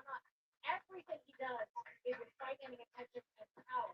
Yeah, that elbow, suddenly I remember that one. It's like, oh my goodness, perfect time. And again, we talked about the overhand right, just trying to take your head off the entire time. But that man showed off that when he gets nervous, gets on top, he's got very good submissions to back that power up.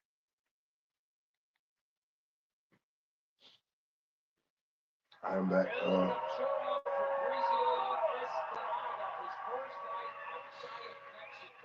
Esperanza was my dog of past, but he's not a dog no more. Don't you hate it when that happens? I won't go play it no way though. Fighters have a lot of offensive options.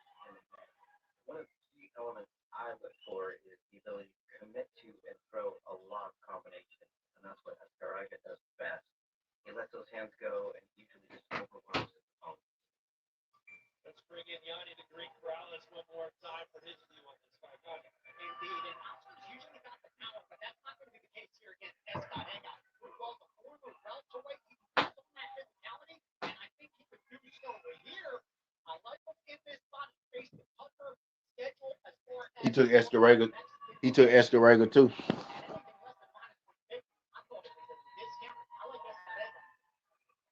All right, Yanni likes Fabricio Escaraga as we take a look at the tail of the tape.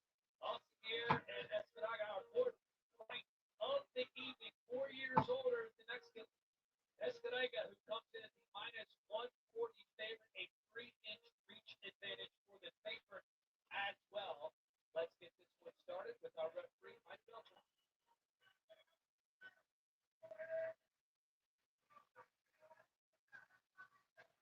All right, gentlemen, first round. All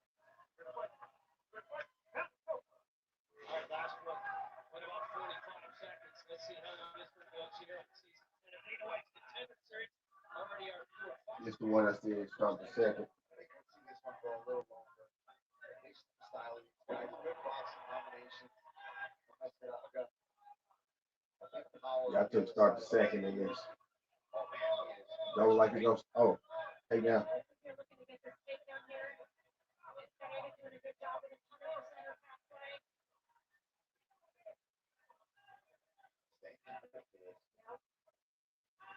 He's tenacious no matter what he's doing. Fever up. We got 2 late WNBA games tonight too. So matter of fact, let me go ahead. Actually got 100% It's fight 3. I've never seen that finish standing up, but it is a good way to do that. Yeah, turn right around.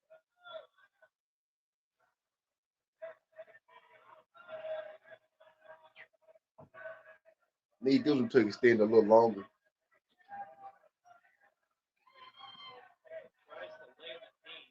I don't think that had a lot of impact, but Escaraga. Almost like Escaraga maybe thinking about trying to get this fight to the ground.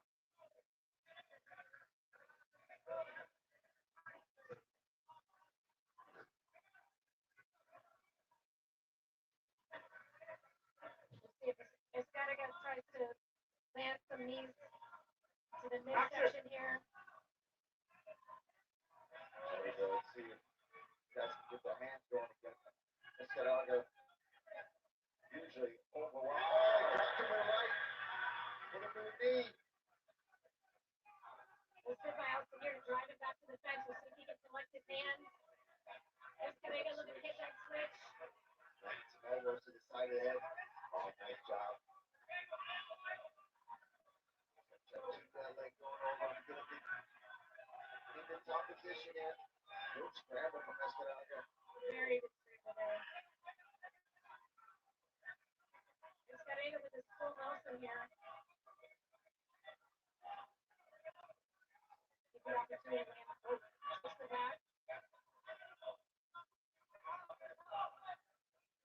lead position. Oh, man, these guys are just, this is a frantic pace. Sweet. You just have pace. Stagger does a good job. Oh, he got caught on the chin there with that right hand from Boxing-MMA. Yeah, these boys busy. Too busy.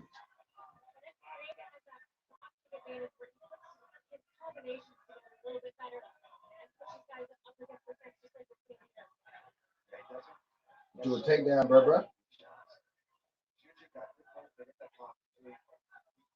He's able to stay in the fire and stay safe and then land the shots back.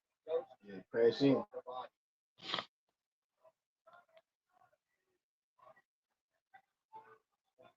But so much of the fight will end up in scrambles or in the clinch here along the fence, which but that's gonna get that's actually good. That's good.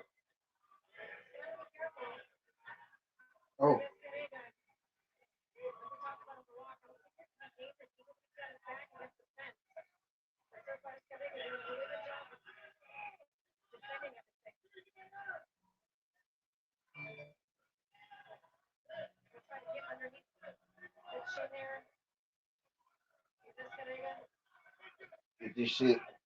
If this shit was easy, everybody would do it, man.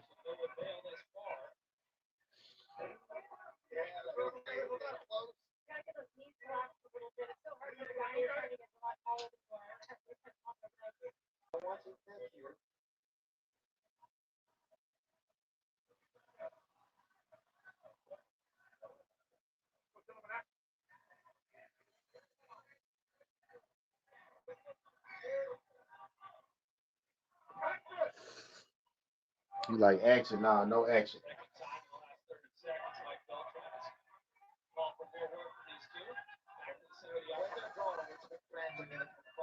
not what you want on the contenders. You don't get warned twice for action.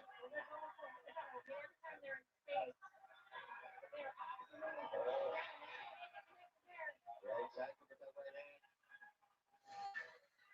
Yeah, good shit. Needed that, boy. Let's go. Fight start the second, baby. Fight start the second. Bring my home run. Let's go. Fight start the second.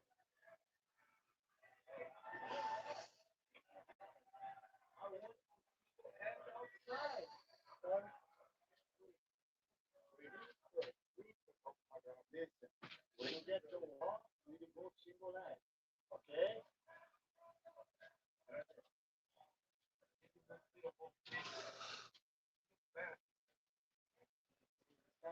Down the face.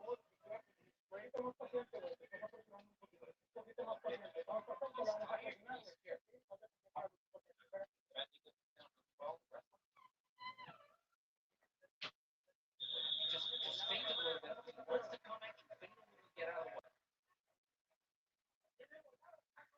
way. Fight start the second. Let's go. You got two WNBA games tonight too. In fact, I'm gonna go live for them too. Fuck it. I might go live for them too tonight, man. Might get a little work in on Tuesday.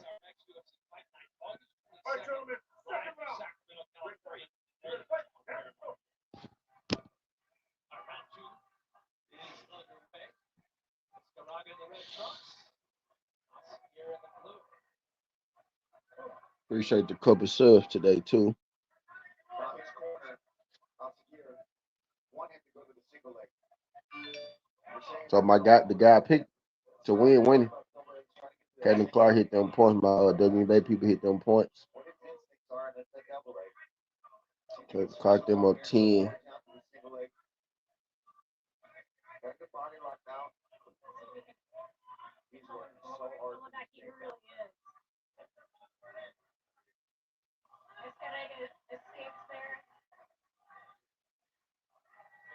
Let's see. One of those 9 o'clock games.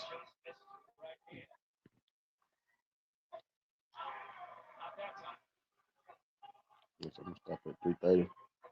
I'm gonna go live for them. It's the main event next.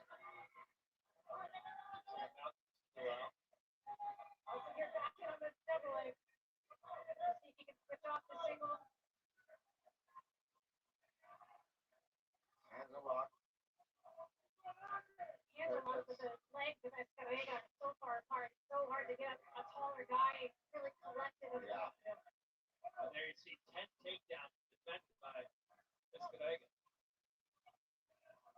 And reverses him again. And this is where I think you should break the clinch.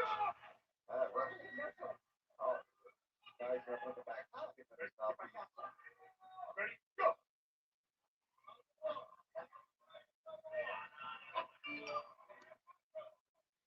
This is where it's going to start using his combos, work that boxing, or take it back here. Either or. yeah, when it's given to you like that,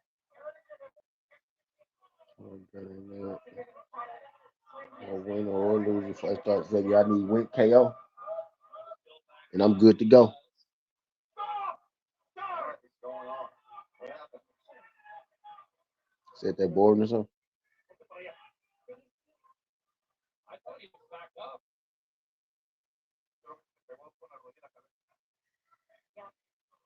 Stay right there. shot comes out from to the down the corner. You said it was to the head. He said to the base. My finish isn't great, and I do know that. Not down, legal blow. Okay, let's go. Hey, Yeah, buddy, go. stand with Mira, him. look out. Come on. Legal blow. Vámonos. Legal blow. Fight. Go. Rules are hands and fingers can be down, just can't be near your butt. No bueno though in terms of that situation because I don't know. The momentum of that moment isn't really set. Exactly. Yeah, that's where It wasn't even close. The rule changed about a year ago, over a year ago at this point, where your hand is down, but does not make you a down fighter. yeah, and there could have been more to come. And There so could that's have my been hope. Like, more opportunity. yeah, that was a great spot for Opportunity. Escarrega to be in, landing shots.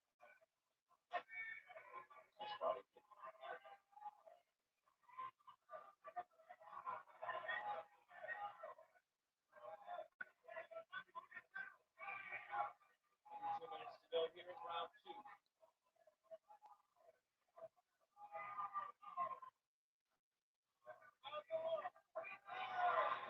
Starting to land a little bit here at the end of the round. When he starts putting them together, he's able to land, but it's when he's got these sort of single shots and he's back against the fence. It's hard to build forward momentum when you're just doing 1 or 2 shots at a time. Over and over again. This the one I said probably might go the distance. But I mean, how many attempts is that now? I wanted to bro take it. He would be throwing the table right now, asking him to shot this single. And that's even when it's Yes, he quarter would. I don't think we've seen him attempt a single once. No, it's been all double legs. Don't grab the game. Don't grab the helmet. And that's I get it. I've been in fights Don't where grab the you helmet. don't want to grapple, but then the fight kind of keeps getting forced there. You find yourself falling into that rhythm. He's got to break that rhythm. Get back out here in space. Well, he's got to punish the initial shot of Alciguer as well. 17. If he does Alciguer and you look at the dive for his hips, start throwing some knees, start throwing some uppercuts, really just getting him from hip. There's the single.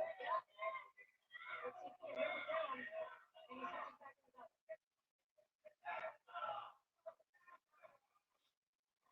You know, and at this point, these boys got At the Hamby 15.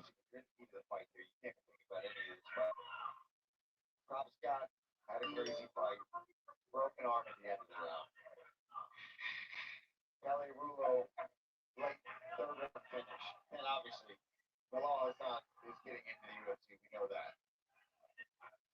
Of course. Show something later on. I figured this would be the, I guess, the worst fight.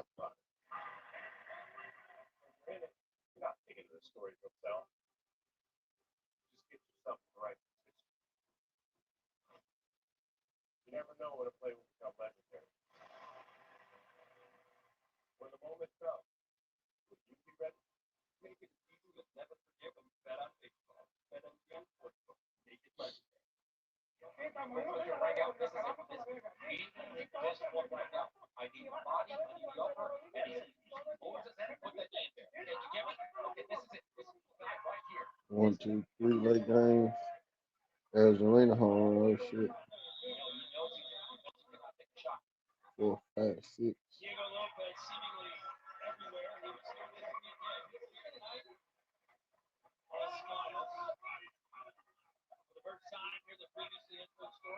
Let's look at the last 4 baseball games real quick. Let's put something together for the late night shift. WNBA, MLB.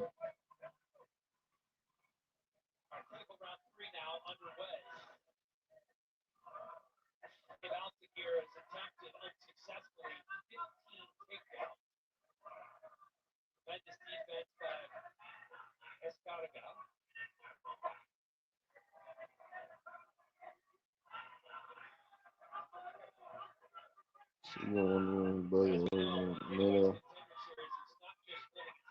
New Johnson got his fucking 7 ERA.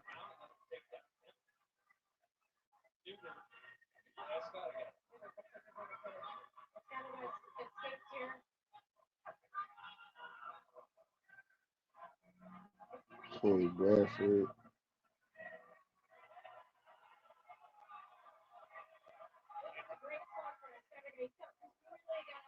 Didn't do half bad his first one.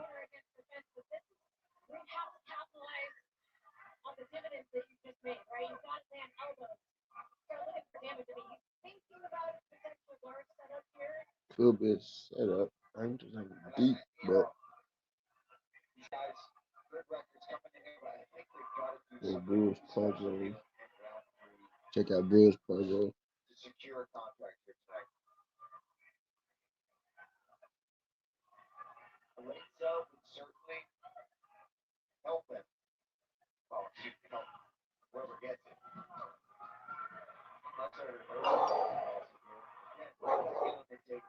Tatis home run. I think he's just showing a bit of lack of being able to adjust on the fly here.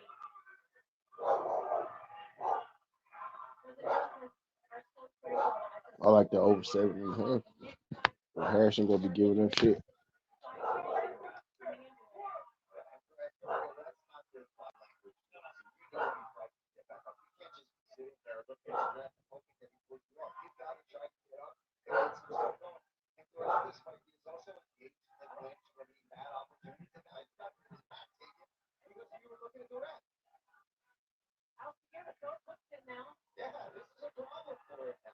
Like Tatis on run.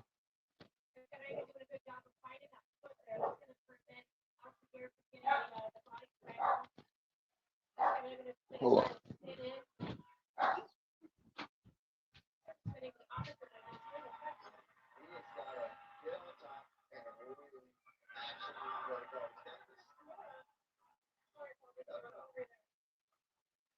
He's going to grab the inside of that thigh. Stops that. He's got to get to work. Gives it right back to him. Just think these guys should good, a good experience. You got to come out here. You got to really test yourself. A lot of pressure. It's a lot of pressure to come here and fight on the Contender Series. We've seen guys come in here, not get a contract, not have necessarily the best performance. We've seen them come back better than ever the next time around. I think that's what we're looking here for these two young men. Oftentimes, Paul, we see guys not get a contract, and then eventually get a short notice call to UFC. If they impress enough, right? Yeah. That would be the best case for these guys. I think a little bit left on the table here, and I think they'll know that. I mean, put these guys down. I'm not dissing them as athletes, but Yeah, 1 fight left. that'd be an awesome finish. But it's not. I got 3 more MLB games to look at real quick. Try to see what I like before this last fight. Put some with this knockout.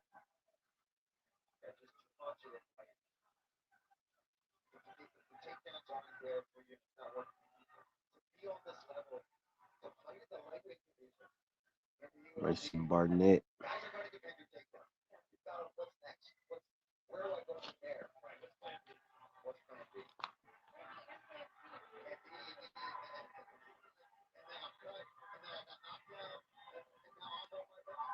Five, 3, 2, 5, 5. Tampa Bay. First 5. Tampa Bay. Tampa Bay first 5. All that. 10 seconds. That's not what we want to be trying to do. Again, We doing the minus 250 thing. we did that about 10 minutes ago. We'll take the 1.5 in Tampa Bay. Get that first half. Though.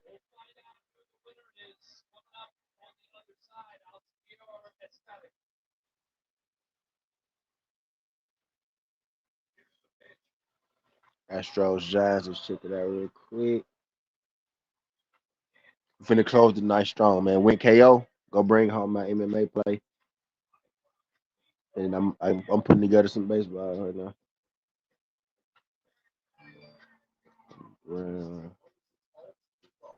Vincent Hunt is at a 7 ERA. Over face the Astros. 4.642. 2.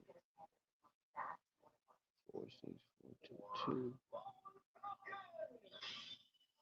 You got fairly new he facing. And the Broncos 1, 2, and 3. There's a better way to get a basketball business loan. On deck. The online lender that makes it easy to choose your loan and approve your funds the same day. Your loan is on deck.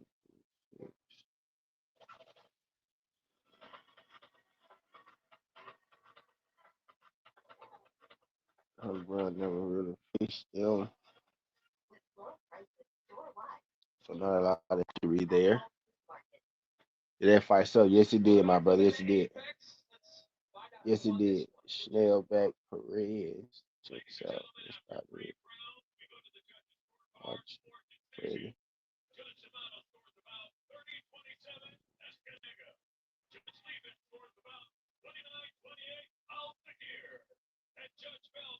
Wow. Good decision. It was that bad. Hey, but I should give one. They both lost, if you ask me, goddamn.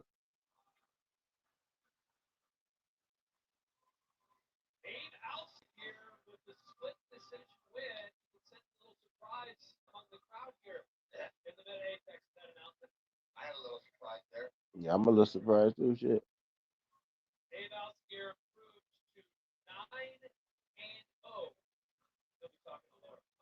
I didn't want to close it. Well, there's a lot of Now they want to close it. They tripping, Jack. Hold on real quick, goddamn.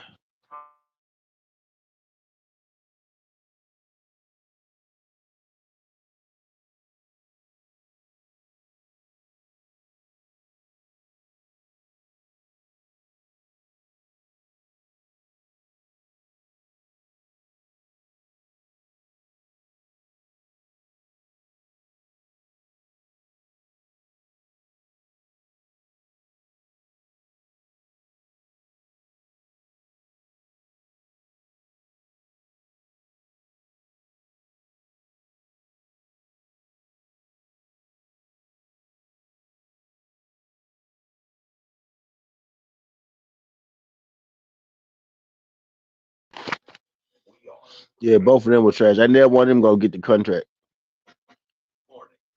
I never want them getting the contract. I'm almost sure of that, goddamn. They both lost. They both lost, goddamn. I had that one to start the second. That one most definitely was long as hell. Yeah, I mean, I didn't see it that way at all. I think that's, I hate to use the word robbery, but I'm going to go ahead and say that was probably a robbery. I didn't think that was very. Said robbery. Really necessarily, unfortunately for those guys, think the winner was going to get a contract regardless. I say that respectfully. I think they need a little more work outside of the UFC. But that being said, I did think Escarga won that fight. Well, as did Sal Diamato, he had him winning every single round, but clearly the other. They said robbery. The winner, Abe the Killer Alcindor for the morning. Thanks so much, guys. Well, Abe, I know you're used to getting finishes, and you seem a little down about the performance, but you did get a win tonight. How confident were you? They saying robbery, y'all. Hold on, I'm finna go make my play, y'all. Main event finna go make my play. We got WNBA tonight too. I'm debating whether we gonna go live for that. What y'all think? WNBA live tonight. What y'all think? Let me know. Finna go grab a plate.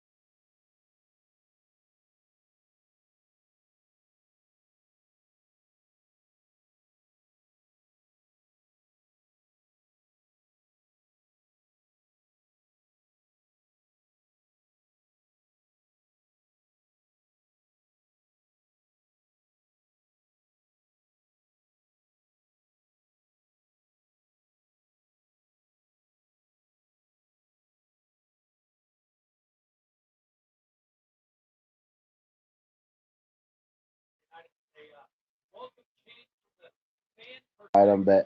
Harper left me so now. The gambling shit going on.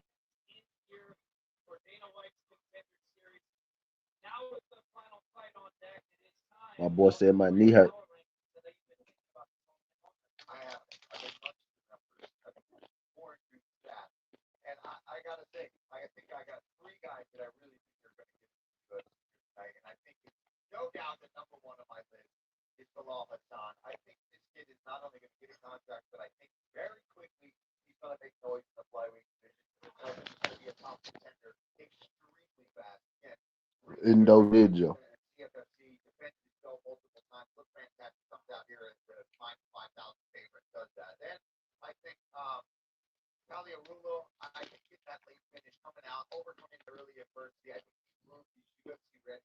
He showed different wrinkles to his game, good strike, was able to wrestle, was able to get a late finish, great Yeah. cardio, guaranteed to get a contract. And then I think Kromscott's got a really good chance of getting a contract at number 3 here tonight. He came out, he showed that durability. Yeah, on doubt. He showed a great game competition outside of the UFC. I think he deserves a shot to go into the middleweight ranking and show that he's unbelievable on the ground. He didn't show that here tonight. Yeah, he golfed himself. Well, except for the end with that arm bar. Sure, That was a little there. bit, you got to show a little bit there. Yeah. What do you think, King? Agree with that? Yeah, I think Paul's pretty good at his job. Now, I definitely agree with those rankings. I mean, Bilal Hassan is really, really something special. No brainer there. And I'm with you.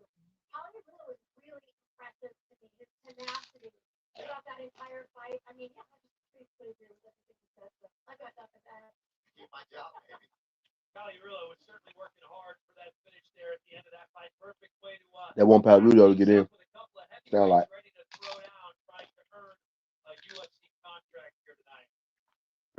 A former NFL linebacker who has made an impressive transition into MMA, Anthony Wint seeks to punch his ticket to the UFC by taking out fellow heavyweight hopeful Matt.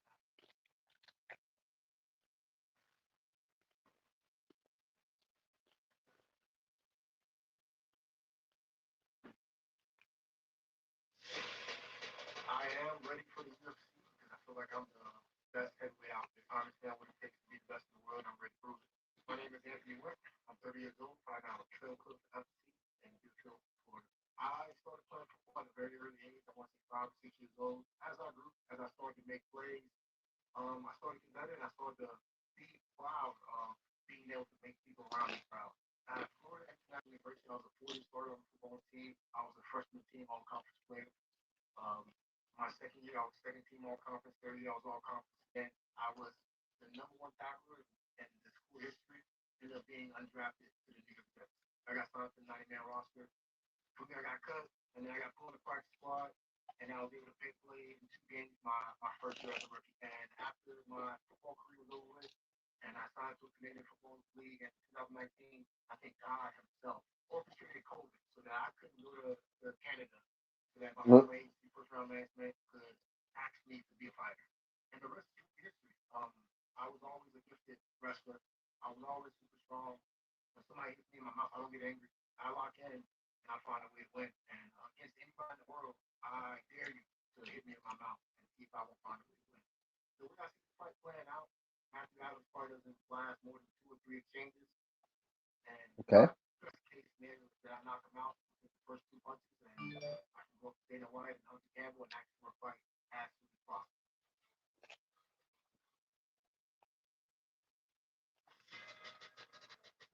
My name's Don. I'm 28 years old.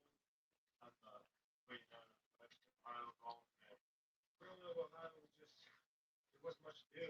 I was decent at sports. When I became a grade in high school, I really put my head down, figured my outlet. Never had a stable home. Never really had stable parents. During my junior year at the wrestling, I kind of came out for wrestling and ended up becoming really good at it. I won state, I won national, I won police on nationals. I was on Okay. Ohio, had a full ride to Ohio State.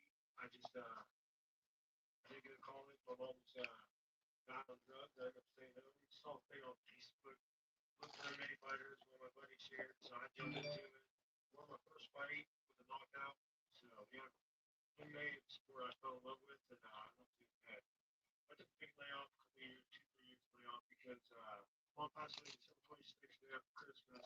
Not happened. I kind of looked for a place in my life and just got a job. So I'm You working. said 26, Know all about it, man. 2006. My brother reached out to me one day, hey man, I want to fight. We can return me teaching wrestling, and ended up falling in love with the sport again. Just fell back in love with it. I found something I missed, something I needed. I'm here because I love the sport. I love everything that's around me.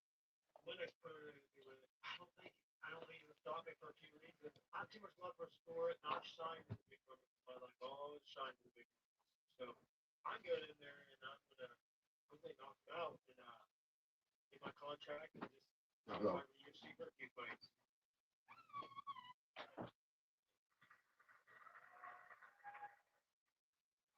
28-year-old Matt Adams, former state high school wrestling champion in New Lexington High School in Ohio. Talked about how he went to a dark place after his contract. He said MMA basically saved him from failure. His motivation, his family, his wife Carly, 3 kids, Graceland, Adeline, and Sullivan, no doubt, all watching here at home. Their dad here at the biggest opportunity. Yeah, he talked a lot about wanting to be not just an inspiration for his wife and his three kids, but really to inspire anybody coming from a small town, from humble beginnings, that they can, chase their dreams and on the biggest scale, and the biggest under the biggest way, go out there and try to succeed. But in terms of his style, guys, this guy is a tank. He is a relentless grappler, powerful, fast for his size. He can wrestle with the legs, he can wrestle with the body. But once he gets to the hips to get you down, he will absolutely pulverize you. And I know he's looking to do that again tonight. Yeah, he's gonna teach you that coming back next time, insane explosiveness, right? You got to weather that early storm, get to that top position, start to wear on his opponent, do some damage. It's going to be crucial. Not many former NFL players on the Analyze Contender Series, but Anthony Wint is one, having an incredible career at Florida International University. Double cross with George Oh, Jefferson. all right, I'm back. Dakota playing him and COVID game later in the game. Talk a bit that, hey, let's get into the head fight. And all he has done is win. This guy has been absolutely dominant since those. Yeah, and he fights like for a tackle from set off, former linebacker, and that's exactly how he approaches MMA. And he's physically skilled for it. We saw earlier tomorrow we were talking about how dedicated he is to the sport, how hard he trains, not just a freak athlete, somebody who's putting in the work. And for a lot of these guys that transition from different sports, that's what you want to hear, right? They're not relying on that previous athleticism. Putting the work in is scary. This is one of those guys you look across the stage at and go, oh crap. What do you think about this one? Well, Anthony Wint opened as a minus 300 favorite, and it took all of 86 seconds for him to move to as high as minus 1,000, and it's only thrown from there. And I agree with the move, but at heavyweight, there's just way too much variance to lay that kind of price. I feel like if you're an FC champ to get it done here, but we're going to bet him to get it done in the very first round at the discount price of that 25 to 75, less than 300. That's the price. That's Yanni's play. If you take a look at the watch party in Miami, where Anthony Wint is from, this looks like Florida International University. The football team watching one of their own. Look at the tail of the takedown. Bad Adams in the bow All right. down. Wint, 2 years older, is the former NFLer. Both men under 6 feet tall, and a 3-inch reach advantage. The second biggest favorite on the card. Anthony Wint, her being our referee. Here we go. Our final fight of the evening. Anthony Wint going all in on this career. He quit his job as an academic coordinator at FIU about a month ago just to train, saying I expect to get a contract here now. Hopefully, let's get some win off the bat there.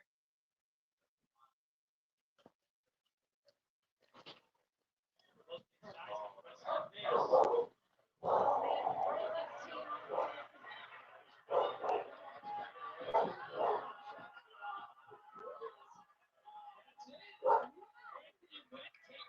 Good shit, Edna. That's what you supposed to do.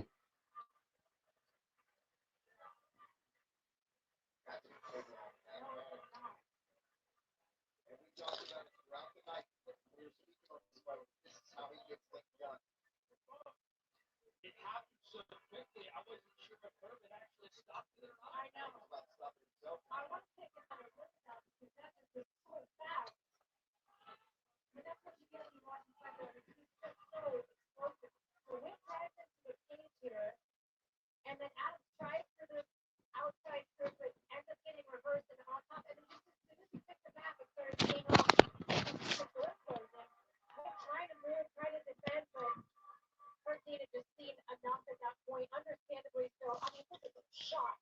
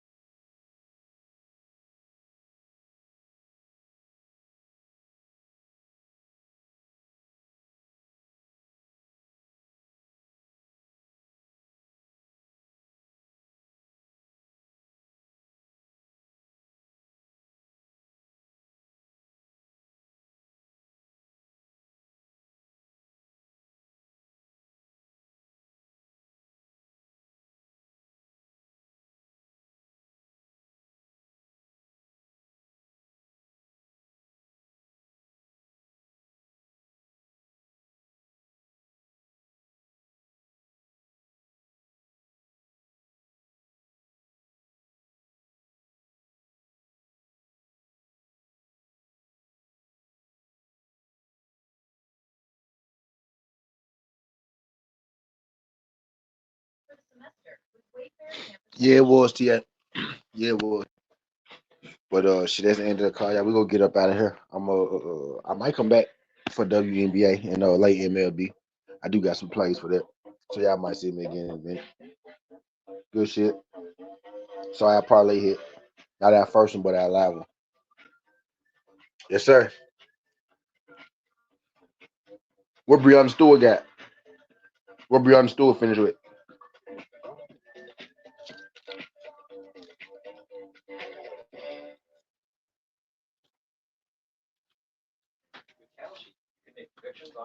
They in the shorts. Go to my shorts, bro. Oh, hell yeah. Go to my shorts, bro. They in my shorts. If you go to my shorts, go to my WNBA picks. You'll see my picks for the day. My MLB picks was let me see what my MLB picks was for you real quick. My WNBA picks in the shorts though.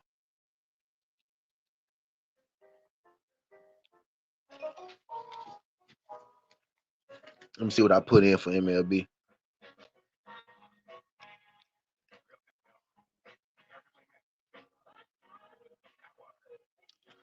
So I did play some. Yeah, Rick, bro. Stories about, bro. I got Ray's first five. Ray's first five was my luck. What else I have?